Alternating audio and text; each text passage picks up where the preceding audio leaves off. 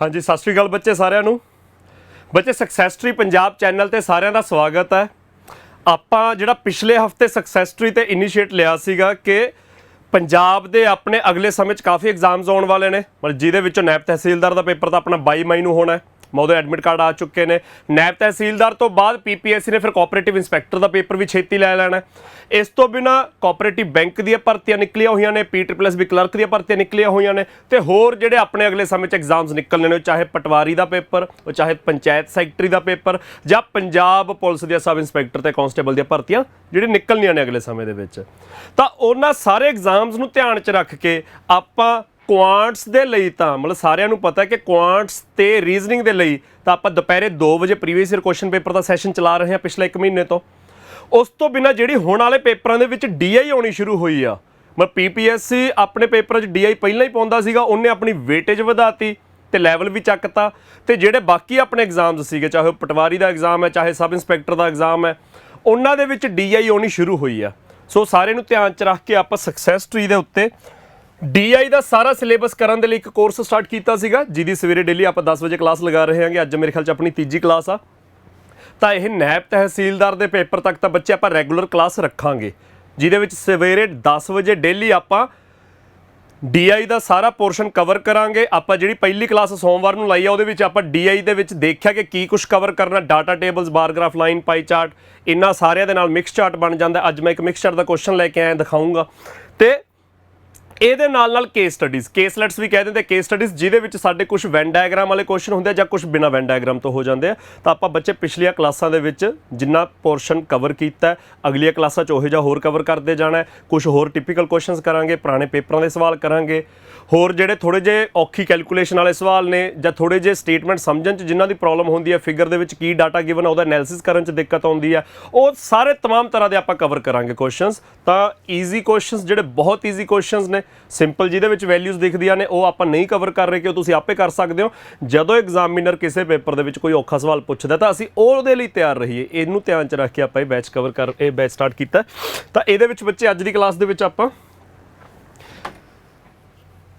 ਜਿਹੜੀ image cover ਕਰਨੀ ਹੈ, ਸਭ ਤੋਂ ਪਹਿਲਾਂ ਆਪਾਂ ਬੱਚੇ ਬਾਰ ਗ੍ਰਾਫ ਕਵਰ ਕਰਨਾ ਅੱਜ ਦੀ ਕਲਾਸ ਦੇ ਵਿੱਚ। ਫਿਰ ਆਪਾਂ ਕੱਲ ਵਾਂਗੂ ਰੱਖਾਂਗੇ 2 ਇਮੇਜਿਸ ਕਵਰ ਕਰਾਂਗੇ। ਤਾਂ 2 ਇਮੇਜਿਸ ਦਾ ਮਤਲਬ 5 + 5 10 ਕੁਐਸਚਨ ਤਾਂ ਆਪਾਂ 1 ਘੰਟੇ ਦੀ ਕਲਾਸ 'ਚ ਕਰ ਹੀ ਲਵਾਂਗੇ। ਤੇ ਤੀਜੀ ਇਮੇਜ ਮੈਂ ਤੁਹਾਨੂੰ ਹੋਮਵਰਕ ਦੇ ਦੂੰਗਾ। ਤਾਂ ਹੋਮਵਰਕ ਵੀ ਟੈਲੀਗ੍ਰਾਮ ਚੈਨਲ ਤੇ ਤਾਂ ਇਹ PDF ਜਾਇਆ ਕਰੂਗੀ। ਇਸ ਦੇ ਨਾਲ ਜਦੋਂ ਆਪਣਾ ਅੱਜ ਦਾ ਕੰਮ ਖਤਮ ਹੋਇਆ ਤਾਂ ਹੋਮਵਰਕ ਵਾਲਾ ਕੁਐਸਚਨ ਮੈਂ ਸਾਈਡ ਤੇ ਖੜਾ ਹੋ ਜਾਊਂਗਾ, ਤੁਹਾਨੂੰ ਕੱਲੀ ਸਲਾਈਡ ਦਿਖਾ ਦੂੰ, ਤੁਸੀਂ ਸਕਰੀਨਸ਼ਾਟ ਲੈ ਲਿਓ। ਸਕਰੀਨਸ਼ਾਟ ਲੈ ਕੇ ਜਦੋਂ ਸਮਾਂ ਲੱਗਦਾ ਆਪਦਾ ਸੋਲਵ ਕਰਕੇ ਇਸੇ ਵੀਡੀਓ ਤੇ YouTube ਤੇ ਇਸੇ ਵੀਡੀਓ ਦੇ ਕਮੈਂਟ ਸੈਕਸ਼ਨ ਦੇ ਵਿੱਚ ਤੁਸੀਂ ਆਪਣੇ ਆਨਸਰਸ ਕਮੈਂਟ ਕਰ ਸਕਦੇ ਹੋ। ਤਾਂ ਜਿਵੇਂ ਪਿਛਲੀਆਂ ਕਲਾਸਿਸ ਦੇ ਵਿੱਚ ਤੁਹਾਡਾ ਰਿਵਿਊ ਆ ਰਿਹਾ, ਜਿਵੇਂ ਤੁਸੀਂ ਉਹਦੇ ਵਿੱਚ ਜਿਹੜਾ ਹੋਮਵਰਕ ਮਿਲ ਰਿਹਾ ਹੈਗਾ, ਉਹ ਮਤਲਬ ਮੇਰੇ ਨਾਲ ਕੁਝ ਬੱਚੇ WhatsApp ਤੇ ਮੈਨੂੰ ਕਮੈਂਟ ਕਰ ਰਹੇ ਨੇਗੇ, ਮਤਲਬ WhatsApp ਤੇ ਕੁਝ ਬੱਚਿਆਂ ਦੇ ਮੈਸੇਜ ਆਏ ਹੋਏ ਨੇਗੇ, ਜਾਂ YouTube ਤੇ ਮੈਂ ਤੁਹਾਡੇ ਕਮੈਂਟਸ ਲਗਾਤਾਰ ਪੜ੍ਹ ਰਿਹਾ। ਤਾਂ ਜਿਹੋ ਜਿਹਾ ਤੁਹਾਡਾ ਮਤਲਬ ਰਿਵਿਊ ਆ ਰਿਹਾ ਹੈਗਾ, ਉਹਦੇ ਹਿਸਾਬ ਨਾਲ ਉਹੇ ਜਿਹੇ ਲੈਵਲ ਦੇ ਮੈਂ ਕੁਐਸਚਨਸ ਅਗਲੀਆਂ ਕਲਾਸਾਂ 'ਚ ਲੈ ਕੇ ਆਉਂਦਾ ਰਹੂੰਗਾ। ਆਪਣੇ ਵੱਲੋਂ ਆਪਾਂ ਕੁਝ ਵੀ ਕਵਰ ਕਰਨਾ ਨਹੀਂ ਛੱਡਦੇ। ਤਾਂ ਨਾਇਬ ਤਹਿਸੀਲਦਾਰ ਦੇ ਪੇਪਰ ਤੱਕ ਜਿੱਦਣ ਆਪਾਂ ਡੇਲੀ ਕਲਾਸ ਲਾਉਣੀ ਹੈ ਤਾਂ ਲਗਭਗ ਸਾਰਾ ਕੁਝ ਕਵਰ ਕਰ ਲਾਂਗੇ। ਤਾਂ ਬੱਚੇ ਬਾਰ ਗ੍ਰਾਫ ਦੇ ਵਿੱਚ ਕੀ ਦਿੱਤਾ ਹੋਇਆ ਸਾਨੂੰ ਇਨਕਮ ਦਿੱਤੀ ਹੋਈ ਹੈ ਜਿਹੜੀ ਥਾਊਜ਼ੈਂਡਸ ਦੇ ਵਿੱਚ ਹੈ। 2 ਪਰਸਨਸ ਨੇ, ਇੱਕ ਜੈ ਇੱਕ ਵੀਰ। ਜੈ ਤੇ ਵੀਰ ਦੀ ਇਨਕਮ ਦਿੱਤੀ ਹੋਈ ਹੈ ਬੱਚੇ। ਇਨਕਮ ਕਿਸੇ ਹੋਰ ਫਾਰਮ 'ਚ ਨਹੀਂ ਦਿੱਤੀ, ਸਿੱਧੀ ਰੁਪੀਜ਼ ਦੇ ਵਿੱਚ ਦਿੱਤੀ ਹੋਈ ਹੈ। ਮੈਂਸ਼ਨ ਕੀਤਾ ਹੋਇਆ ਕਿ ਉਹ ਸਾਰੀਆਂ ਵੈਲਿਊਜ਼ ਥਾਊਜ਼ੈਂਡਸ ਦੇ ਵਿੱਚ ਨੇ, ਤੇ ਉਹ ਇਨਕਮ ਦਿੱਤੀ ਹੋਈ ਹੈ ਬਾਰਸ ਬਣਾ ਕੇ। ਤੇ ਇਨਕਮ ਦਿੱਤੀ ਅਲੱਗ-ਅਲੱਗ ਸਾਲਾਂ ਦੀ, 2016, 17, 18, 19 ਤੇ 20। 2016 ਤੋਂ ਲੈ ਕੇ 2020 ਤੱਕ 5 ਸਾਲ ਦੀ ਇਹਨਾਂ ਦੋਨਾਂ ਪਰਸਨਸ ਦੀ ਇਨਕਮ ਦਿੱਤੀ ਆ। ਮਤਲਬ ਮੈਂ ਉਮੀਦ ਕਰਦਾ ਕਿ ਸਾਰਿਆਂ ਨੂੰ ਇਹ ਜਿਹੜਾ ਗ੍ਰਾਫ ਹੈ ਕਲੀਅਰ ਦਿਖਦਾ ਹੋਊਗਾ ਕਿ ਜੇ 2016 ਤੋਂ ਸਟਾਰਟ ਕਰੀਏ, ਬਲੂ ਵਾਲੀ ਬਾਰ ਬੱਚੇ ਜੈ ਦੀ ਹੈ, ਗ੍ਰੀਨ ਵਾਲੀ ਬਾਰ ਵੀਰ ਦੀ ਹੈ। ਤਾਂ ਜੈ ਦੀ 2016 ਦੀ ਸੈਲਰੀ ਕਿੰਨੀ ਹੈ? 40। ਤਾਂ 40 ਦਾ ਮਤਲਬ 40,000 ਸੈਲਰੀ ਆ ਉਹਦੀ, ਤੇ ਵੀਰ ਦੀ 60 ਹੈ ਤਾਂ ਮਤਲਬ 60,000 ਹੈ। ਇਸੇ ਤਰ੍ਹਾਂ ਜੇ 2017 ਦੀ ਗੱਲ ਕਰਨੀ ਹੈ ਤਾਂ ਜੈ ਦੀ ਸੈਲਰੀ 45,000, ਵੀਰ ਦੀ ਸੈਲਰੀ 50,000। ਤਾਂ ਆਪਾਂ ਹਰ ਇੱਕ ਸਾਲ ਦੇ ਵਿੱਚ 5 ਸਾਲਾਂ ਦਾ ਡਾਟਾ ਗਿਵਨ ਹੈ, ਹਰ ਇੱਕ ਸਾਲ ਦੇ ਵਿੱਚ ਜੈ ਦੀ ਕਿੰਨੀ ਸੈਲਰੀ ਹੈ, ਵੀਰ ਦੀ ਕਿੰਨੀ ਸੈਲਰੀ ਹੈ, ਉਹਨਾਂ ਦੀਆਂ ਜਿਹੜੀਆਂ ਰਿਸਪੈਕਟਿਵ ਬਾਰਸ ਨੇ, ਨੀਲੀ ਬਾਰ ਜੈ ਦੀ ਹੈ, ਹਰੀ ਬਾਰ ਵੀਰ ਦੀ ਹੈ, ਆਪਾਂ ਬਾਰਸ ਦੇ ਵਿੱਚ ਉਹਨਾਂ ਦੀ ਸੈਲਰੀ ਦੇਖ ਪਾ ਰਹੇ ਹਾਂ 5 ਸਾਲਾਂ 'ਚ ਕਿੰਨੇ ਹਜ਼ਾਰ ਰੁਪਏ ਆ। ਹੁਣ ਇਹਦੇ ਵਿੱਚ ਐਗਜ਼ਾਮੀਨਰ ਸਾਨੂੰ ਪੁੱਛ ਕੀ ਸਕਦਾ ਹੈ ਬੱਚੇ? ਇਹਦੇ ਵਿੱਚ ਗਾਹਾਂ ਜਿਹੜੇ 5 ਕੁਐਸਚਨ ਬਣੇ ਹੋਏ ਨੇ ਜਿਹੜੇ ਆਪਾਂ ਅੱਜ ਦੀ ਕਲਾਸ 'ਚ ਸੋਲਵ ਕਰਨੇ ਆ, ਉਹ ਤਾਂ ਕਰਨੇ ਹੀ ਕਰਨੇ ਆ। ਉਸ ਤੋਂ ਬਿਨਾਂ 2-4 ਮਿੰਟ ਮੈਂ ਇੱਥੇ ਖੜਾ ਹੋ ਕੇ ਤੁਹਾਡੇ ਲਵਾ ਦੂੰਗਾ ਕਿ ਐਗਜ਼ਾਮੀਨਰ ਕੀ ਪੁੱਛ ਸਕਦਾ ਹੈ। ਤਾਂ ਇਹ ਤਾਂ ਆਪਾਂ ਬੱਚੇ ਪਹਿਲੀ ਕਲਾਸ ਦੇ ਵਿੱਚ ਡਿਸਕਸ ਕਰ ਲਿਆ ਸੀ। ਮੈਂ ਤੁਹਾਨੂੰ ਐਕਸਪਲੇਨ ਕਰਤਾ ਸੀ ਕਿ ਜਦੋਂ ਕੋਈ ਵੀ ਇਮੇਜ ਐਗਜ਼ਾਮੀਨਰ ਦੇ ਰਿਹਾ, ਉਹ ਚਾਹੇ ਬਾਰ ਗ੍ਰਾਫ ਦੇ ਰਿਹਾ, ਚਾਹੇ ਡਾਟਾ ਟੇਬਲ ਹੈ, ਪਾਈ ਚਾਰਟ ਜਾਂ ਲਾਈਨ ਚਾਰਟ ਹੈ, ਉਹਦੇ ਵਿੱਚ ਐਗਜ਼ਾਮੀਨਰ ਕੀ ਪੁੱਛ ਸਕਦਾ, ਜਾਂ ਤਾਂ ਕਿਸੇ ਵੀ ਚੀਜ਼ ਦਾ ਟੋਟਲ ਜਾਂ ਉਹਦੀ ਐਵਰੇਜ ਪੁੱਛ ਸਕਦਾ ਹੈ, ਜਾਂ ਕਿਸੇ ਦੀ ਕਿਸੇ ਨਾਲ ਪਰਸੈਂਟੇਜ ਕਢਵਾ ਸਕਦਾ, ਜਾਂ ਕਿਸੇ ਦੀ ਕਿਸੇ ਨਾਲ ਰੇਸ਼ੋ ਪੁੱਛ ਸਕਦਾ। ਆਪਾਂ ਇੰਨੇ ਕੁ ਤਰ੍ਹਾਂ ਦੇ ਕੁਐਸਚਨਸ ਡਿਸਕਸ ਕੀਤੇ ਸੀ, ਤੇ ਫਿਰ ਜਿੰਨੀਆਂ ਇਮੇजेस ਕੀਤੀਆਂ ਨੇ ਸਾਰੇ ਜਿਹੜੇ ਸਵਾਲ ਬਣਦੇ ਕੁਝ ਇਹੋ ਜਿਹੇ ਬਣਦੇ ਆ। ਤਾਂ ਬੱਚੇ ਐਗਜ਼ਾਮੀਨਰ ਕੀ ਪੁੱਛ ਸਕਦਾ ਹੈ? ਐਗਜ਼ਾਮੀਨਰ ਨੇ ਜੇ ਰੇਸ਼ੀਓ ਦੇ ਉੱਤੇ ਕੁਐਸਚਨ ਪੁੱਛਣਾ ਤਾਂ ਐਗਜ਼ਾਮੀਨਰ ਕਹਿ ਸਕਦਾ ਹੈ ਕਿ ਜੈ ਦੀ 2016 2017 ਤੇ 2020 ਦੀ ਇਨਕਮ ਦੀ ਰੇਸ਼ੀਓ ਫਾਈਂਡ ਕਰੋ, ਵੀਰ ਦੀ 2017 2018 ਤੇ 2019 ਦੀ ਇਨਕਮ ਦੇ ਨਾਲ। ਤਾਂ ਐਗਜ਼ਾਮੀਨਰ ਕਹਿ ਸਕਦਾ ਕਿ ਜੈ ਦੀ 3 ਸਾਲਾਂ ਦੀ ਇਨਕਮ 16 17 ਤੇ 2020 ਦੀ, ਉਹਦੀ ਰੇਸ਼ੀਓ ਫਾਈਂਡ ਕਰੋ ਵੀਰ ਦੀ ਇਹਨਾਂ 3 ਸਾਲਾਂ ਦੀ ਇਨਕਮ ਦੇ ਨਾਲ 17 18 ਤੇ 19 ਦੇ ਨਾਲ। ਤਾਂ ਬੱਚੇ ਜੈ ਦੀ 3 ਸਾਲਾਂ ਦੀ ਇਨਕਮ ਕਿੰਨੀ ਹੈ? 16 17 ਤੇ 20 ਚ 16 ਚ 40, 17 ਚ 45, 20 ਦੇ ਵਿੱਚ 80। ਤਾਂ 80 ਤੇ 40 120 ਤੇ 45 165। ਜੈ ਦੀ ਵੈਲਿਊ ਆ ਗਈ ਬੱਚੇ 165। ਬੇਸਿਕਲੀ ਜਦੋਂ ਤੁਸੀਂ ਰੇਸ਼ੀਓ ਫਾਈਂਡ ਕਰਨੀ ਹੈ, 3 ਸਾਲਾਂ ਦੀ ਇਨਕਮ ਐਡ ਕਰਕੇ ਰੇਸ਼ੀਓ ਦੇਖਣੀ ਹੈ, ਤਾਂ ਉਹ 3 ਵੈਲਿਊਜ਼ ਆਰਾਮ ਨਾਲ ਅਸੀਂ ਐਡ ਕਰ ਸਕੇ, ਇੰਨੀ ਕੁ ਸਾਡੀ ਮਾਈਂਡ 'ਚ ਕੈਲਕੂਲੇਸ਼ਨ ਚੰਗੀ ਹੋਣੀ ਚਾਹੀਦੀ ਹੈ। ਵੀਰ ਦੀ 17 18 ਤੇ 19 ਦੀ ਇਨਕਮ, ਵੀਰ ਦੀ 17 ਚ ਕਿੰਨੀ ਹੈ? 50, 18 ਚ ਕਿੰਨੀ ਹੈ? 70, 19 ਚ ਕਿੰਨੀ ਹੈ? 40, 7 5 12 4 16। ਤਾਂ ਬੱਚੇ ਉਹਦੀ ਹੈ 160। ਤਾਂ ਰੇਸ਼ੀਓ ਕਿੰਨੀ ਆ ਗਈ? ਦੇਖ ਕੇ ਪਤਾ ਲੱਗਦਾ 165 ਤੇ 160 5 ਦੇ ਟੇਬਲ 'ਚ ਕੱਟੇ ਜਾਂਦੇ ਆ। ਤਾਂ ਬੱਚੇ 33 ਰੇਸ਼ੀਓ 32 ਸਾਡੀ ਇਨਕਮ ਆ ਗਈ। ਐਗਜ਼ਾਮੀਨਰ ਨੇ ਰੇਸ਼ੀਓ ਪੁੱਛੀ ਹੈ, ਤਾਂ ਜਿਹਦੀ ਵੀ ਰੇਸ਼ੀਓ ਪੁੱਛੀ ਹੈ, ਐਗਜ਼ਾਮੀਨਰ ਜਿਹੜੀ ਚੀਜ਼ ਪਹਿਲਾਂ ਮੈਂਸ਼ਨ ਕਰ ਰਿਹਾ ਅਸੀਂ ਉਹ ਪਹਿਲਾਂ ਲਿਖਾਂਗੇ, ਐਗਜ਼ਾਮੀਨਰ ਜਿਹੜੀ ਚੀਜ਼ ਮਗਰੋਂ ਮੈਂਸ਼ਨ ਕਰ ਰਿਹਾ ਰੇਸ਼ੀਓ 'ਚ ਅਸੀਂ ਉਹ ਰੇਸ਼ੀਓ 'ਚ ਮਗਰੋਂ ਲਿਖਾਂਗੇ, ਤੇ ਰੇਸ਼ੀਓ ਸਾਨੂੰ ਕੱਢਣੀ ਆਉਂਦੀ ਆ। ਰੇਸ਼ੀਓ ਦਾ ਸਵਾਲ ਤਾਂ ਬੱਚੇ ਜਿੰਨਾ ਮਰਜ਼ੀ ਔਖਾ ਬਣਾਉਣ ਦੀ ਕੋਸ਼ਿਸ਼ ਕਰ ਲਓ, ਰੇਸ਼ੀਓ ਦੇ ਸਵਾਲ ਨੇ ਆਸਾਨ ਹੀ ਰਹਿਣਾ। ਪਰਸੈਂਟੇਜ ਦੇ ਵਿੱਚ ਦੇਖਦੇ ਆ ਐਗਜ਼ਾਮੀਨਰ ਬੱਚੇ ਕੀ ਪੁੱਛ ਸਕਦਾ। ਤਾਂ ਮੈਂ ਸੌਖਾ ਜਿਹਾ ਸਵਾਲ ਤਾਂ ਰੱਬ ਕਰਨ ਲੱਗਿਆ। ਪਰਸੈਂਟੇਜ ਦੇ ਵਿੱਚ ਇੱਕ ਮੈਂ ਸਵਾਲ ਬਣਾ ਕੇ ਦਿੰਨਾ ਤੁਹਾਨੂੰ, 1-2 ਕੁਐਸਚਨਸ ਦੀ ਪ੍ਰੈਕਟਿਸ ਕਰਾਂਗੇ, ਫਿਰ ਆਪਾਂ ਇਹਦੇ ਵਿੱਚ ਜਿਹੜੇ ਚਾਰਟ 'ਚ 5 ਕੁਐਸਚਨ ਦਿੱਤੇ ਹੋਏ ਆ ਬਾਰ ਗ੍ਰਾਫ ਦੇ ਵਿੱਚ, ਉਹ 5 ਦੇ 5 ਕੁਐਸਚਨਸ ਦੀ ਪ੍ਰੈਕਟਿਸ ਕਰਾਂਗੇ। ਬੱਚੇ ਐਗਜ਼ਾਮੀਨਰ ਸਾਨੂੰ ਕਹਿ ਸਕਦਾ ਹੈ ਦ ਇਨਕਮ ਆਫ, ਧਿਆਨ ਨਾਲ ਦੇਖੋ, ਵੀਰ ਇਨ 2018 ਇਜ਼ ਵਟ ਪਰਸੈਂਟ, ਪਰਸੈਂਟੇਜ ਦੇ ਵਿੱਚ ਫਾਈਂਡ ਕਰਨਾ, ਮੋਰ than his income in the previous year।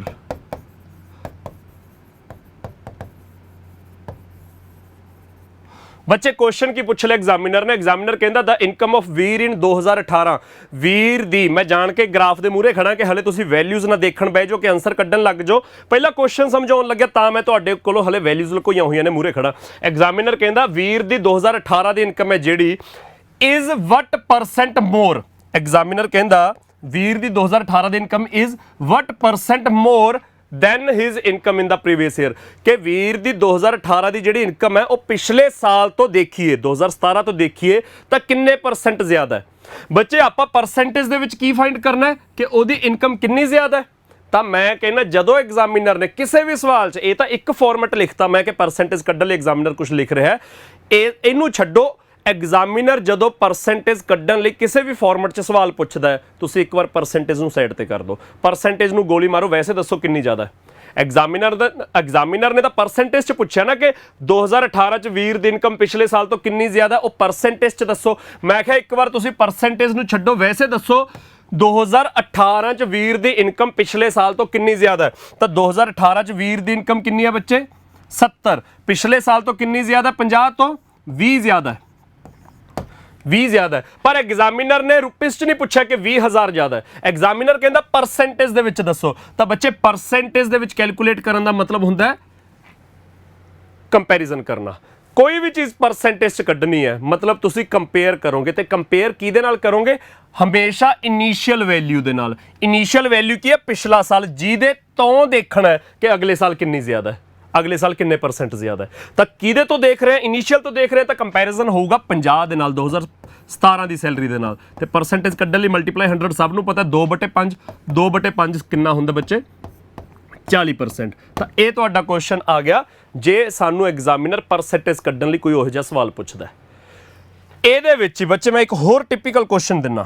ਇਹ ਤਾਂ ਆਪਾਂ ਇੱਕ ਫਾਈਂਡ ਕਰ ਲਿਆ ਕਿ ਭਾਈ ਵੀਰ ਦੀ 2018 ਦੀ ਤਨਖਾਹ, ਆਪਾਂ ਜਿਹੜਾ ਕੁਐਸਚਨ ਸੋਲਵ ਕੀਤਾ ਹੈ, ਵੀਰ ਦੀ 2018 ਦੀ ਤਨਖਾਹ ਪਿਛਲੇ ਸਾਲ ਨਾਲੋਂ ਕਿੰਨੇ % ਜ਼ਿਆਦਾ ਹੈ, ਇਹੀ ਫਾਈਂਡ ਕੀਤਾ। ਕਿਸੇ ਇੱਕ ਸਾਲ ਦਾ ਫਾਈਂਡ ਕਰ ਲਿਆ। ਬੱਚੇ ਐਗਜ਼ਾਮੀਨਰ ਇਹ ਵੀ ਕੁਐਸਚਨ ਪੁੱਛ ਸਕਦਾ ਹੈ, ਇਨ ਵਿਚ year the % increase in Veer's salary as compared to the previous year, obviously % increase ਜਾਂ decrease ਦੇਖਾਂਗੇ, ਪਿਛਲੇ ਸਾਲ ਤੋਂ ਹੀ ਦੇਖਾਂਗੇ।